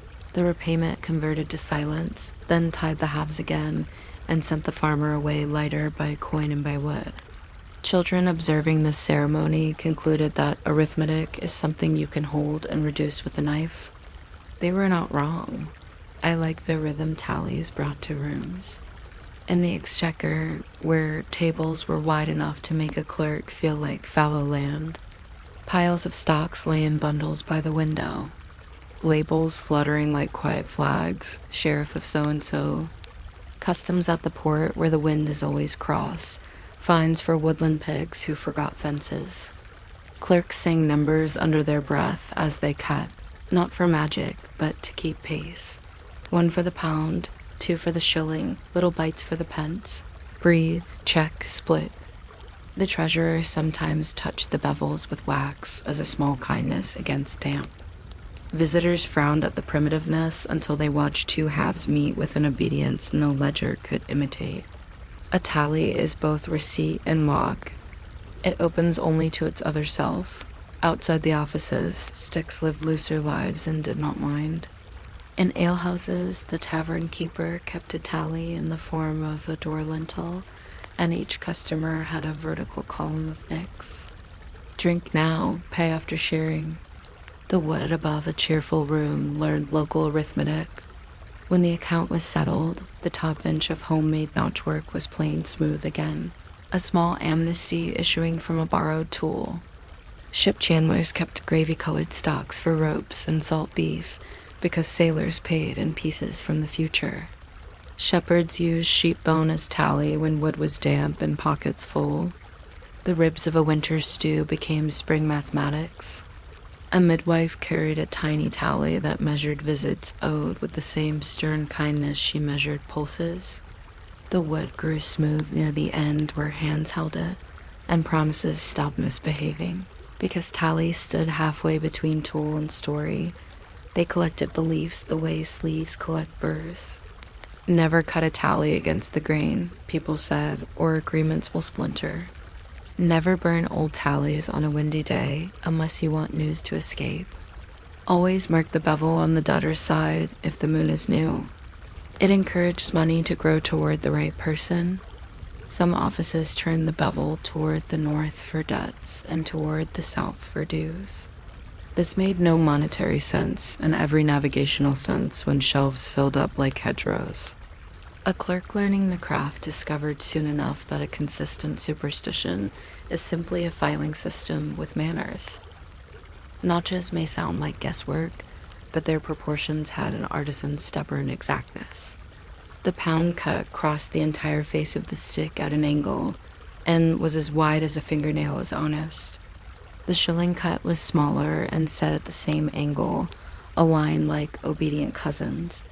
The pence nicks perched on the edge like a row of sparrows. A single shilling might be marked alone, but 5 shillings sometimes became a little comb called a gate. 20 shillings, cut as a pound, sat beside smaller marks like a big brother who knew when to keep quiet. In regions where farthings mattered, a tiny inward notch, more suggestion than incision, took its place, proving that even the smallest coin can demand to be represented with shape rather than ink. Tally bundles on a chest looked like a winter's worth of kindling remembering its appointments. Each bundle wore a thong and a label. Labels went out of their way to be clear. Rents received for the King's Fish Pond west of the bridge that is not the better bridge. 2 marks from the miller whose wheel forgets velocity on Sundays. The specificity was affectionate and a little funny. When a bundle grew unbearable, the clerk would take everything inside. Matchstocks and foils that life had reconciled. And then, on a day chosen for neat weather and good company, burn the spent sticks in the office fire. The ash told stories until it forgot. Once, famously, a barrel load of ancient tallies fed a furnace too enthusiastically and went from tiding to incident. The result became architecture, which is another way of saying that accounts sometimes build things without planning to. But in ordinary rooms on ordinary days, burning a tally was simply what it sounds like, an agreement at rest. Households liked miniature tallies for barter because it felt more neighborly than paper. A dairy woman sent cream to a baker and received bread. Each kept a half. At the week's end, they mated the 2 and decided whether the town had eaten more pie than was strictly reasonable. A blacksmith tallied nails against a carpenter's oaths. A midwinter woodcutter marked cords in notches, so tall their shadows kept count even late in the afternoon when memory is tempted to exaggerate. In one valley, a school kept book fees as a row of sticks tied with blue thread. Children watched the thread without dread. When the blue ran out, the year would be theirs again, and arithmetic would stop visiting their sleep. A tally's delicacy was a surprise to anyone new to the habit. You could feel the value with a thumb. The difference between debt and delivery sat under your fingertip the way a seam sits under cloth. People learned to read someone else's stick at a glance. The careful left-long flats between notches clean thinking, uncluttered sums. The harried cut clusters. You could feel the panic near tax time. Some clerks nicked too shyly and months later hunted among shallow bites for the courage they should have carved on the day. Others sliced too exuberantly. Their sticks developed cracks along deep cuts and had to be banded with thin leather to keep them reliable. As if the account wore a little girdle of prudence because the stock stayed with the creditor, it acquired a personality faster. Some officials cut a little cross near the tip, a sign of benediction over arithmetic. Some carved a flourish on the bevel like a private joke only their hand would ever find. Many rubbed a touch of oil into the ends so the wood would not become brittle. In damp counties, binders hung stocks by hearths to teach them the habit of dryness. The room smelled faintly of mulled numbers. By contrast, the foil lived as a traveler, carried in bags that also contained apples and string and an optimistic letter. Foils picked up dents and bits of memory wax. When they fit the stock, the dents did not matter. When they did not fit, the dents shouted "dot now," and then someone attempted elegance. A clerk bound a tall bundle in ribbon so a visiting auditor would feel flattered. He did, and then made the ribbon a regulation. Another clerk shaped the end of each stick like the county's emblem stag, sheaf shipped so that one could sort piles by silhouette at dusk. A mayor engraved his initials into a stick's face near the pound notch, which made auditors cranky because engraving creates counterfeitable pride, whereas a notch is its own certificate. The mayor later learned to love plainness, which is a journey most ledgers eventually make. Listening to tallies was also a skill. Place a stock and foil together, tap the joint lightly against the table, and a sound travels through the wood. A correct match gives a single short note, somewhere between a knock and a nod. A false pair produces a little rattle, expressive of disagreement. Clerks came to prefer rooms where the ceiling beams were low. Sound returned faster, like information that knew the road. In quiet seasons, you might hear 3 agreeable taps in an afternoon, then a few murmurs of partial payments. Then the creak of a chair resigning itself to another hour of arithmetic disguised as carpentry, asterisk where coins were scarce and promises abundant. Tallies served as currency with an understanding smile. A foil representing 10 shillings due from a reliable farmer could buy a cask of flour from a miller who had seen enough harvest to respect future grain. The miller later brought the foil to the reeve and claimed payment from the stock, and the world turned like a wheel that prefers wood to wheelwrights. This is called negotiability if you are wearing a gown, and common sense if you are wearing a coat. The system lasted longer than insects live and shorter than mountains stand. That seems right for a method taught by trees. Seasoned clerks cultivated a small box of spare edges short pieces trimmed from damaged stalks, each with a clean shoulder useful for extending a tally that had run out of room for new notches. Join the old and new with a scarf joint, bind with cord, and let good faith do the rest. The result looked like a flute and kept time for debts that had learned to unwind slowly. There is an affection in these repairs, the way you might darn a sock rather than throw it out because it remembers your ankle better than any new sock could. Tallies also taught patience to people who never met an auditor.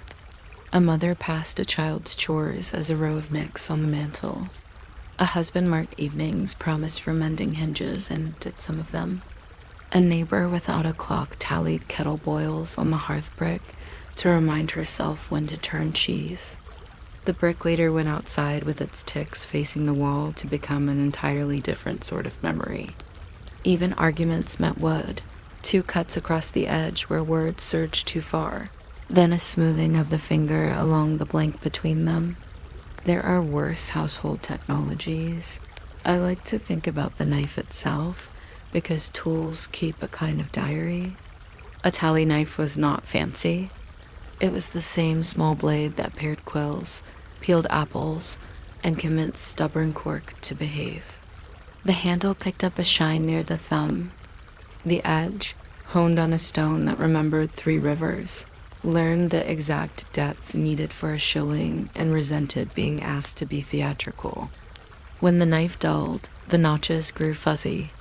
When the knife sang, the wood felt as if it had been informed rather than wounded.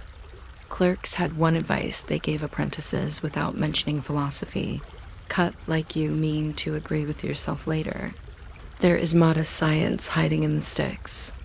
Greenwood shrinks as it dries, yes, but it shrinks across the grain more than along it.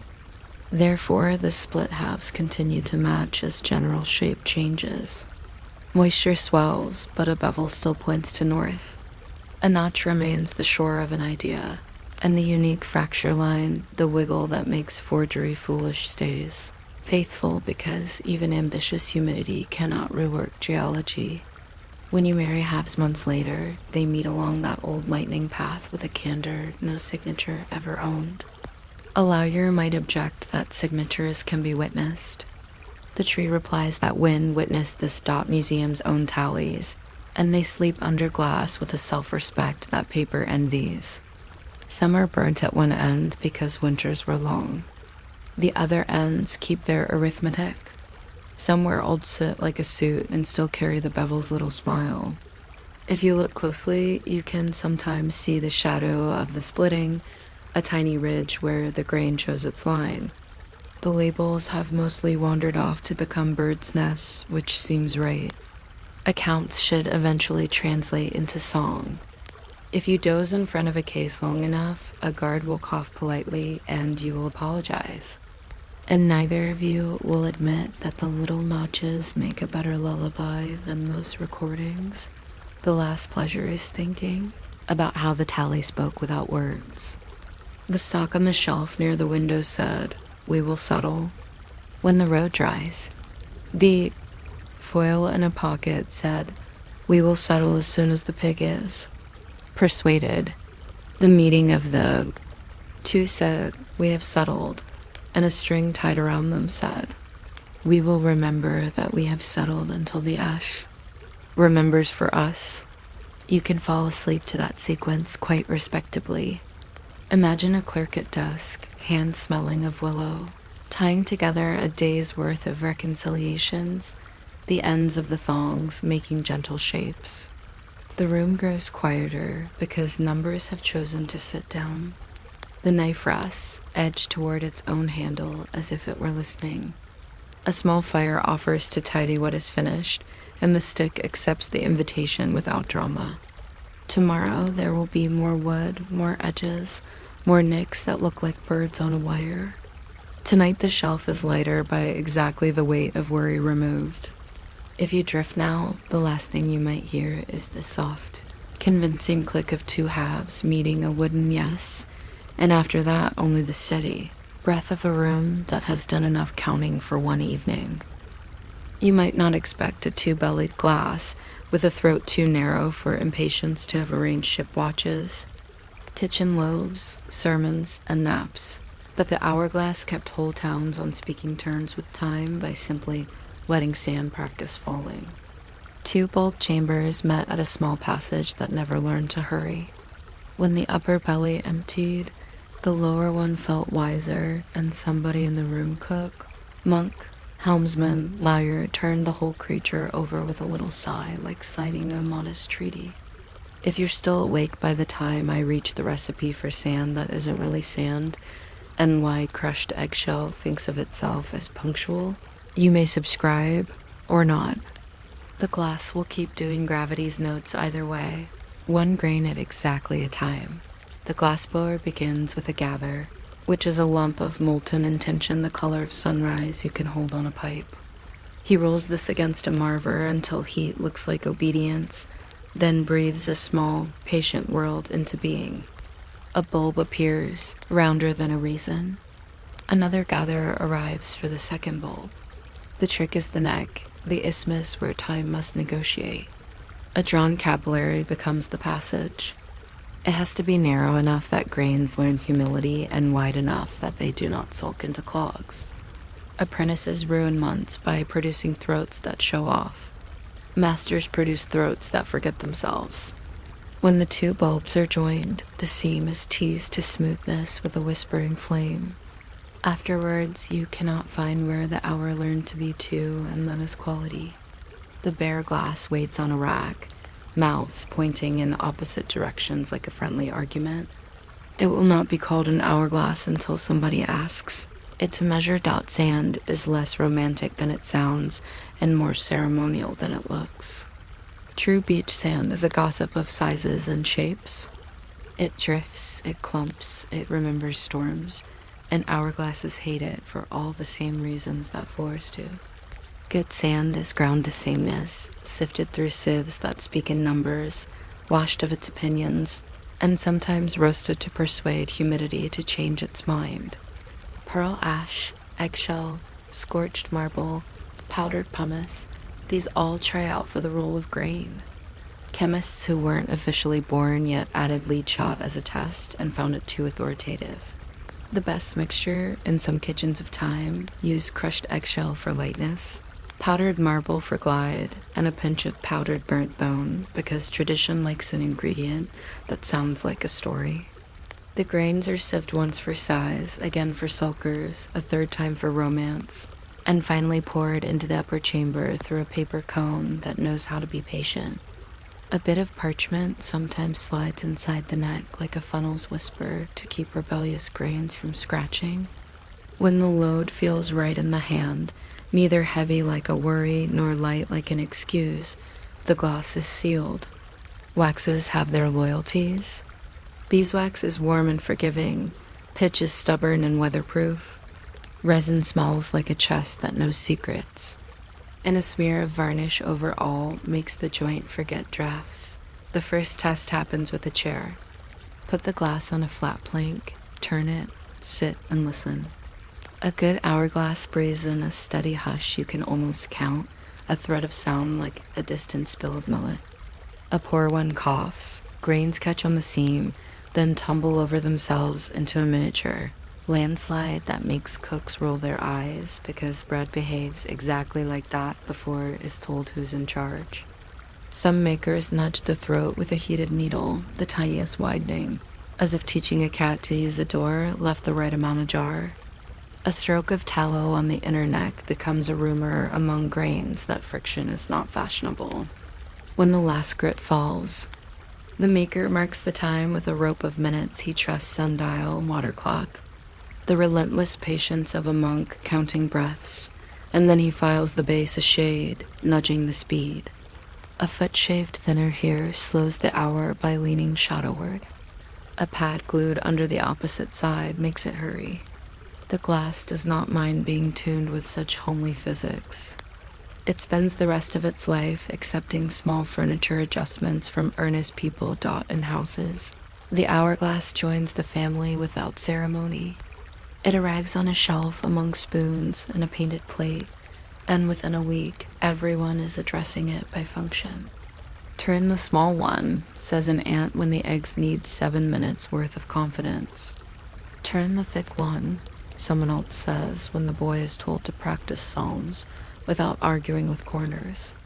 A cook sets a glass for bread, which prefers a quarter of an hour turned twice, and another for soap making, which likes to be watched for 1 gentle hour that follows rules but not conversation. A child figures out that if you stop the glass with a finger exactly halfway and hold it for the length of a song, you can make time out of air, and adults pretend not to see because invention is busy. At evening, somebody curious makes a little experiment. Turn the glass over while listening to a story and see if the story ends first.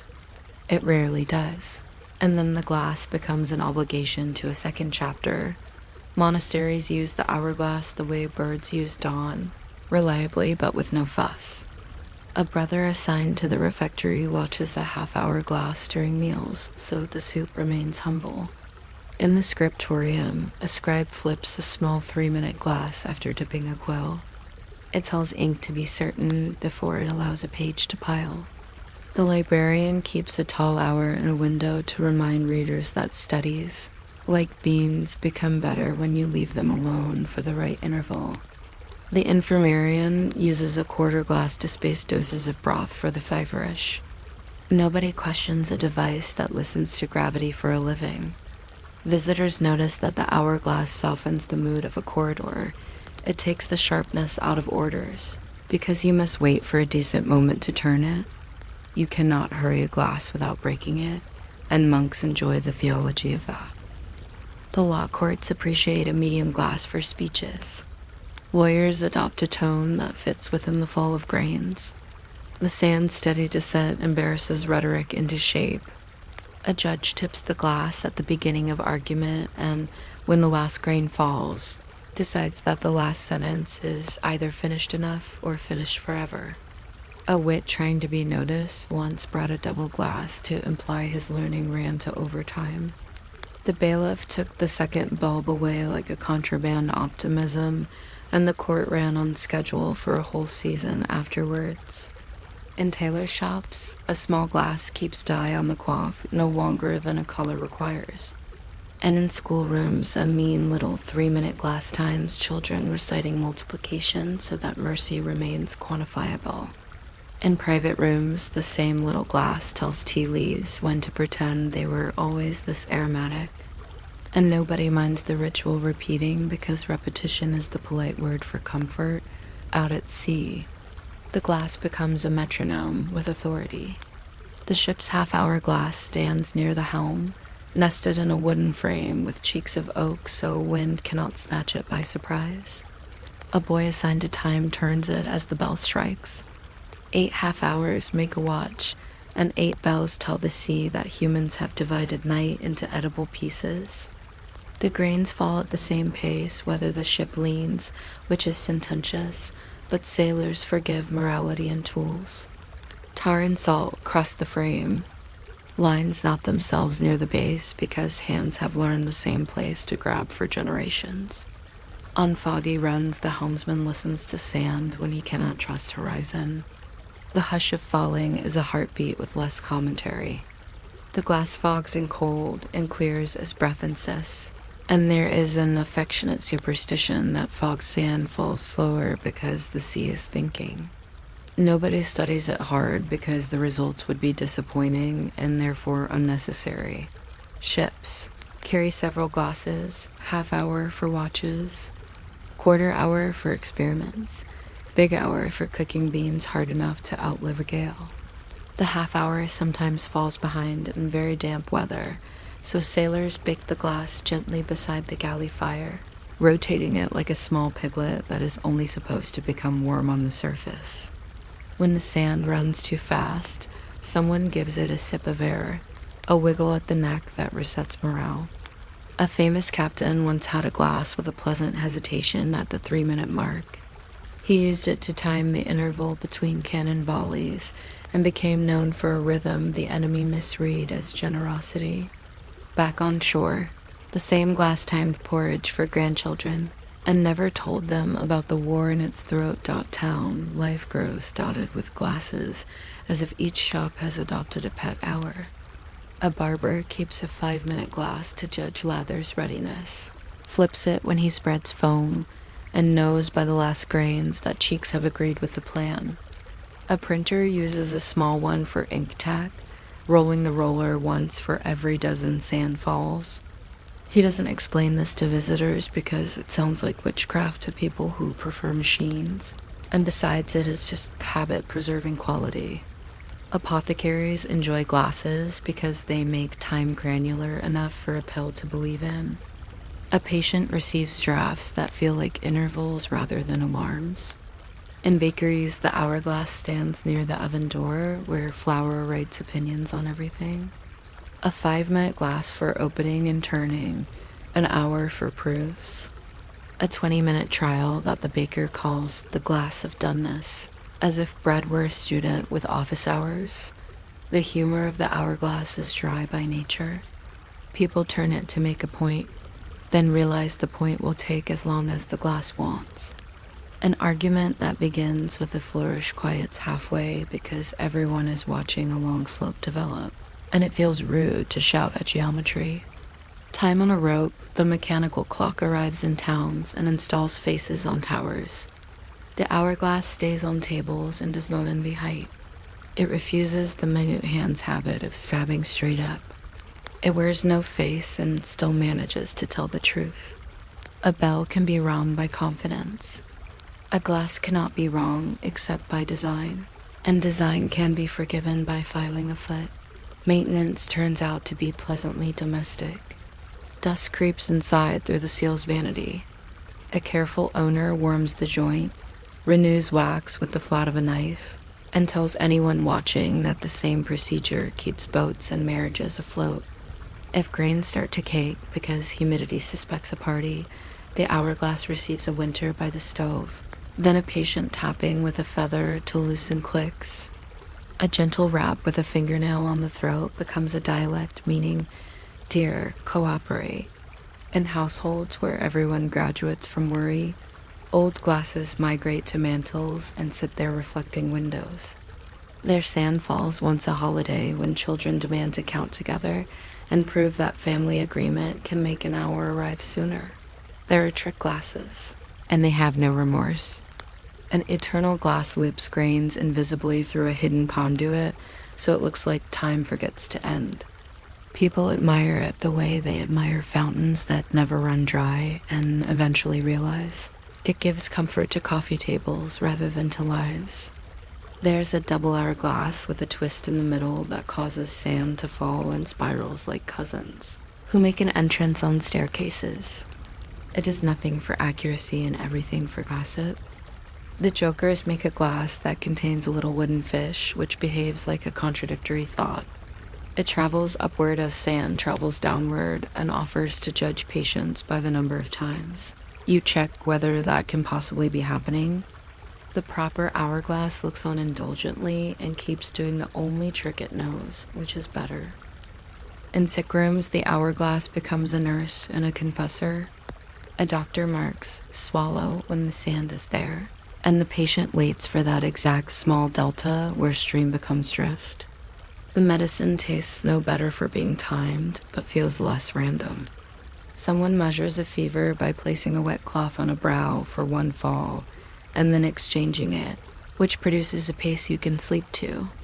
A worried friend promises to talk for just one glass, and then wanders into two, and apologizes by turning the second one while pretending the first did not count. Time forgives such math. The theater borrows hourglasses whenever it wants a conspiracy with the audience. A character sets one on a table and announces a deadline. Lips press when the stream thins, and the audience experiences the last 80 seconds as a kind of polite panic. Playwrights know that the smallest visible clock is still a tyrant. They also know that tyrants who whisper are more effective. Musicians sometimes practice passages to a glass because metronomes tet and a glass never interrupts. Poets bring one to readings and then ignore it, or pretend they are ignoring it, which is the same joke literature tells about roles. The decline, when it comes, is not dramatic. Cheap paper grows up and becomes fearless. Mechanical clocks sit on mantelpieces like governance with brass eyebrows. Watches crawl onto wrists and learn to be proud. Hourglasses migrate toward the decorative end of shelves. They become anniversaries, silver for 25 years, blown glass for milestones, sand from the favorite beach of a trip that was happy enough to deserve preservation. Even then, people still turn them absent-mindedly while on the telephone because hands crave gravity's hobby. In the workshop, a woodworker sprinkles his sand with graphite so it refuses to learn clumps. In a chemistry lab, an hourglass times a reaction the way a grandfather counts out loud without numbers. Nobody announces a farewell because the glass is not leaving. It is lingering in a format that no longer appoints but still reminds. Ship's bells keep ringing and may as well be mentioned again, because the Song of 8 Bells is an anthem for people who earn horizons. On the 8th bell, the watch hands the logbook to the next watch, and the glass is turned as if night itself went end over end. The grains fall the way stars crawl. Salt dries on the rim and makes a line of small continents. Whoever turns the glass pauses an extra heartbeat, not superstition. More like courtesy to let late grains join their company before the new stream begins. If you were searching for a definition of civility at sea, that pause could volunteer.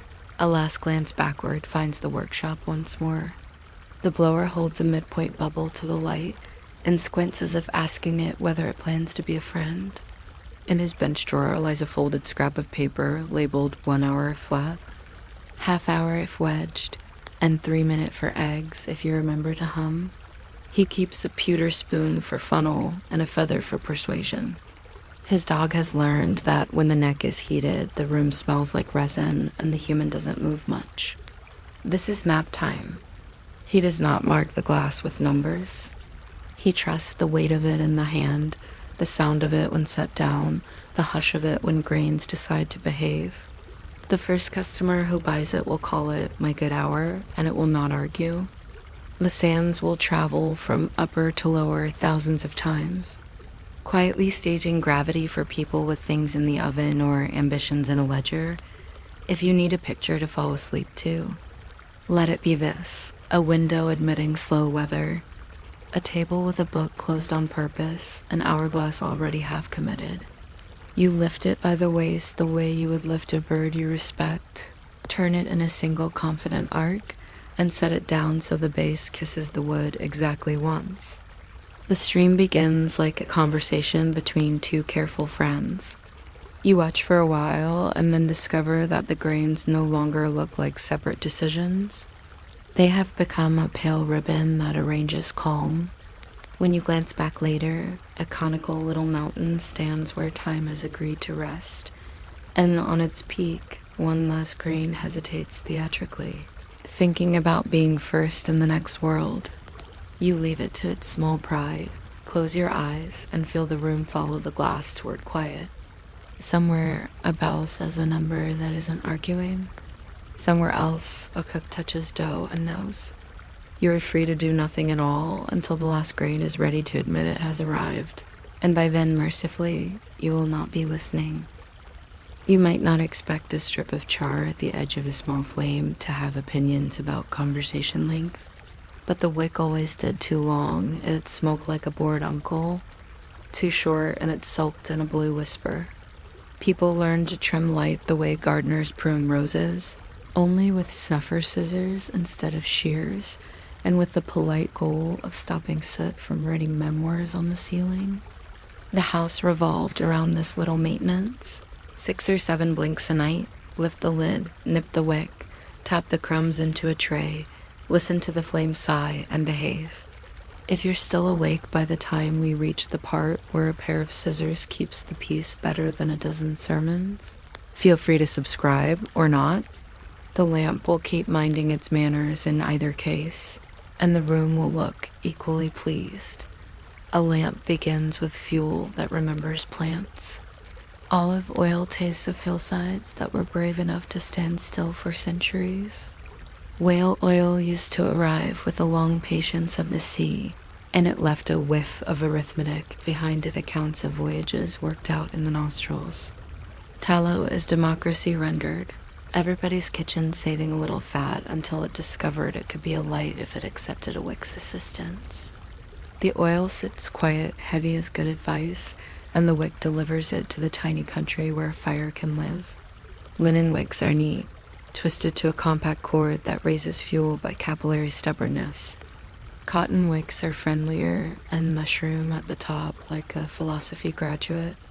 Rush wicks, which ordinary evenings appreciated, are reeds that remembered the river and then volunteered for illumination.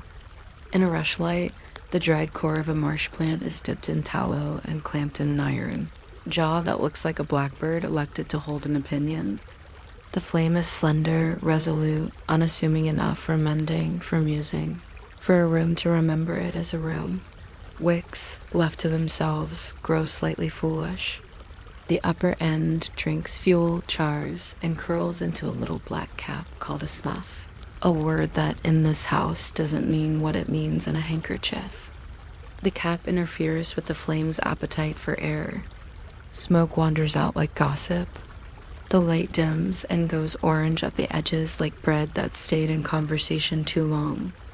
So the hand that tends the lamp approaches with a trimming tool, sometimes simple scissors, sometimes elegant snuffers that look like a tiny brass bird with a beak shaped to bite ash politely.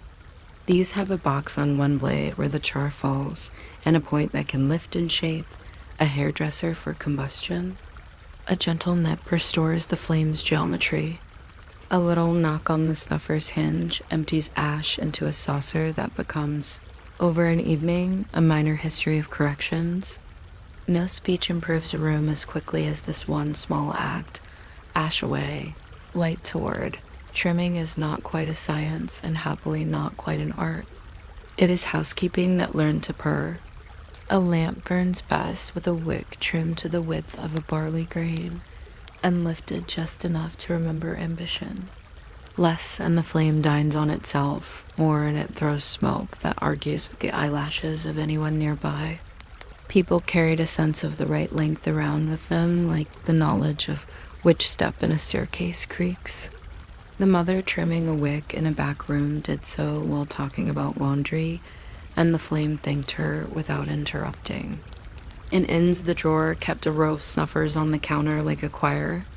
He flicked, clipped, and tapped his way down a bench so the room brightened by fractions, and the top quietly believed in itself again. A parson trimmed the chapel's wicks with a seriousness that made children wonder if theology were just tiny. Meticulous kindnesses done in the right order. Behind the flame lived tools that enjoyed specific jobs and fussy names. Wick picks of bent wire encouraged stubborn threads to stand up straight. Dolly picks wooden rested against the lip of a lamp to keep the wick from sinking into a sulk. Extinguishers shaped like little tin bells dropped over a flame and made bedtime official without breathy drama. There were tray snuffers for candelabras, long as suspicion, with scissors at the end that let a footman correct a candle 2 yards away, as if you were disciplining a dog by thought alone. A good household owned a tray where all these small devices dozed together, their handles crisscrossed like old friends' ankles. Faintly perfumed with the pleasant contradiction of warm oil and clean brass dot, the day learned to measure itself by how often a lamp asked to be tidied. A morning rushlight burned while shoes remembered their laces. Trim. The carefully slow hour over bread dough needed a flatter reading-friendly flame. Trim and lift the wick a fraction so shadows develop edges and the recipe keeps its punctuation. The visit of an uncle who described all weather at length demanded 3 trims in a row, which looked like politeness but operated as ventilation. Even the clock envied the lamp for setting pace without numbers. When a flame leaned too far, a careful person turned the lamp a quarter turn so the draught licked evenly. A left-handed wick, people said, though no one could agree which way that meant. The phrase settled finally into the language as something to say when nothing was wrong and you still wanted to look interested. Asterisk ships made friends with wicks because motion likes company. In the captain's cabin, a gimbaled lamp hung between opinions of the sea, and a sailor called the lampman trimmed its wick with the same practiced calm he used on rope lift the mushroom cap. Cut square, flicked the snuff into a tray that carefully refused to become a fire, and watched the flame return to its center. On black nights, the watch trimmed the binnacle lamp by touch, a little barber shop in miniature, so the compass could see itself clearly and tell true north without showing off. Every ship carried wicking and spare snuffers. A lamp that could not be persuaded into quiet clarity annoyed even the bold. On fog-bound runs, trimming became a ritual that convinced lungs to wait. You listen to your breath, you clean the small horizon of your own light, and the world agrees to continue. Monasteries and workshops share this skill, though one employs God and the other glue. The monastic infirmary keeps its lamp like a polite dog present, non-intrusive, watchful. An infirmarian lifts the top with the same hand that checks a brow. A silent clip, a brief shine return to the room, and you can hear a prayer lean against the wall and relax. In the bindery across a town, a bookbinder trims a wick before paring leather. He wants a light with edges but no glare because cutting too merrily turns a cover into a complaint. The little brass box of the snuffer fills with smuts that look like commas. He empties the box with a tap, and punctuation is restored to both page and bench. Wicks made negotiators of children. Sent to bed, a child bargains for one-word trimming. A theater no adult can rightly refuse because it teaches responsibility disguised as soot. The child climbs onto a chair, knuckles a bit of wick upright, snips without drama, and observes the small miracle of clean light returning to the page. "Good night," says the bell extinguisher. "Come down from the chair." And nobody mentions how an entire civilization rides under such small balances. Too much of anything, scorch. Too little sulk, just enough the room smiles. A teacher once put a snuffer into a student's hand and called it temperance with hinges. Years later, the student did not remember the lesson's words, but could draw the snuffer from memory. And that felt like moral education's secret victory. There were fashions in lamp discipline, naturally. In cities that liked polish, the snuffer grew ornate. Silver scrolls that had never touched an honest hearth. Handles chased with vines that had never suffered a real garden. Country houses kept iron snuffers that could be used as makeshift pliers and had no illusions of grandeur. Some families believed firmly in the deadlift. Extinguish the flame by raising the wick briskly and then snipping exactly where the light had pretended to escape. This produced a faint star smell and made the act feel like astronomy. Others favored the cap. Drop the extinguisher, count to 5, lift, correct the wick, and call it peacekeeping. No one wrote laws about this. The lamp approved of whichever method included gentleness taught, because light invited conversation, wicks instructed manners. Stood on a ceiling became family archaeology. That black oval above a table means someone told stories there but forgot to trim. The corner staying near the settle means reading happened without sense of airflow. A clean ceiling over the writing desk means the house had a method that fed the day. Chimneys taught the same. Sweepers tapping their rods through the flue would remark, unasked, about households that trimmed well. Good folks. Meaning they attended to small drifts before they became weather. A city might be mapped by soot into districts of haste and districts of care. Neither made better soup, but one preserved curtains.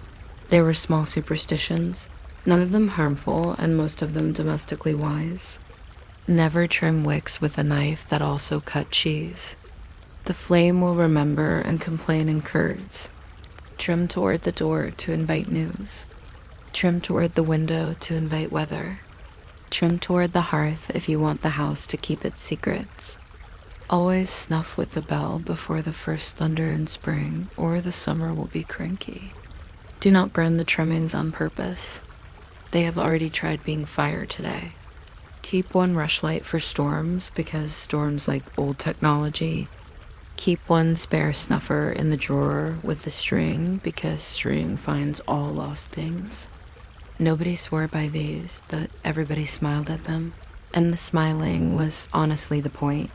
Public rooms performed the art on a larger scale.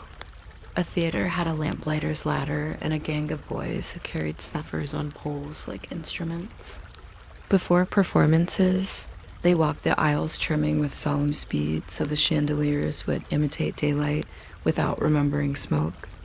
The audience watched this choreography with the same patient curiosity they gave to overtures. Many would have paid a small coin just to see the lamplighter rehearse the night into cooperation. After the applause and the last bows, the same boys returned with caps and bells to put the room to bed. The hiss under a cap is not quite a sound. It is a room saying thank you without needing vowels. Port cities taught new wicks, new tricks. Sperm oil, thin and smug, burns clean if you flatter it by cutting the wick square and very short. Whale oil burns like a philosophy that never read its critics and needs constant trimming to admit clarity.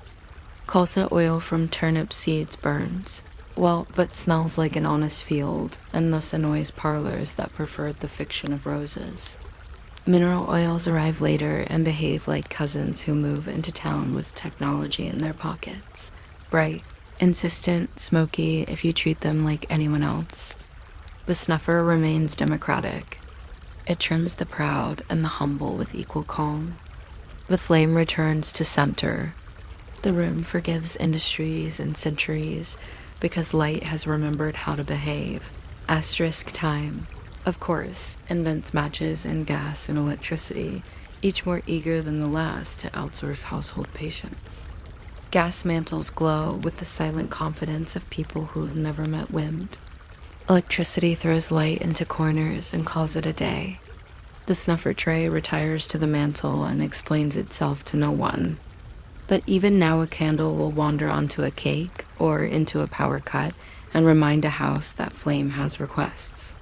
Someone, often the youngest person who has just learned not to be afraid of little jobs, approaches with an old pair of brass snuffers found in a drawer, brightens the wick's posture with a clip, and the room discovers that it has been missing a craft this whole time. It sighs in relief, the way a sentence sighs when someone finally adds the comma it always wanted. Ships still carry oil lamps for respect. Monks still keep a sanctuary light that resists electricity's perfectly helpful personality. Museums own snuffers with handles rubbed shiny where the work lived. In one glass case, you can see a snuffer used by a man who trimmed lamps on a northern lighthouse. The box blade has a mick where it learned to argue with salt. In another case, a pair of silver snuffers that trimmed a queen's drawing room. They look like well-behaved otters and would have been equally good at their job in a cottage. Tools answer to work, not biography. If you stand in any old kitchen, you will notice the choreography hasn't left entirely. The air still knows where the lamp used to hang, the corner where trimming happened without comment, the chair a person pulled closer when the wick had been made true and the book felt grateful. Imagine a winter evening that decides to be generous and give you more quiet than you were expecting. Someone sets the rushlight in its clamp, a small iron beak with a personality, and dips the reed one last time in the pot where tallow lives like a gentle policy. The first flame stutters, then steadies. Later, when it grows rowdy, you lift the cap of the snuffer, clip once, and watch the little universe inside the flame tighten its waist and change from orange to clean. That is the whole miracle. A little less of something in one place makes more of something in another. There is also housekeeping humor in this. A man, praised for keeping his study free of smoke, confesses that he never writes 3 sentences without trimming. His friend says that must be why his letters are so short. A woman boasts that her wicks keep a curl like a fashionable fringe. Her neighbor says that is because she trims with the wrong hand. A child declares the bell extinguisher is a knight's helmet and refuses to go to bed unless the knight is brave enough to fall upon the dragon. The dragon sighs and cooperates because bedtime is the sooner for play. A cat learns that a just-trimmed wig is not a toy, and its whiskers draft new policies about proximity. The room collects these tiny jokes and keeps them like pins in a cushion. They make darkness gentler. All of this works best with a pace that feels almost like thinking. Trim, wait for the flame to decide about your advice, then move on. The tablecloth acquires a few star burns that are forgiven in the family history, the way a small scandal is forgiven when it leads to better manners. The snuffer box fills with black crumbs that look like surprising snow. Someone empties the crumbs into the ash bucket and watches them disappear as if giving a few tiny sins to geology. It's impossible to be urgent while snuffing. The tool enforces a tempo you didn't know you wanted. And because I promised a recipe, here is one that households volunteered again and again in their quiet way. For a rushlight, find a stout rush, the common kind that doesn't mind you're pronouncing its Latin wrong. Strip off the green outer sheath to reveal the white pith that looks like a thought you forgot you had. Dry the pith near a warm wall until it behaves like chalk. Melt tallow with a little beeswax if you have it. This adds dignity. Draw the rush through the fat the way you draw a thread through a needle's eye. Hang to set. Clamp one end in the iron jaw of a rushlight holder. Let the other lean up at an angle so the flame climbs slowly across your evening.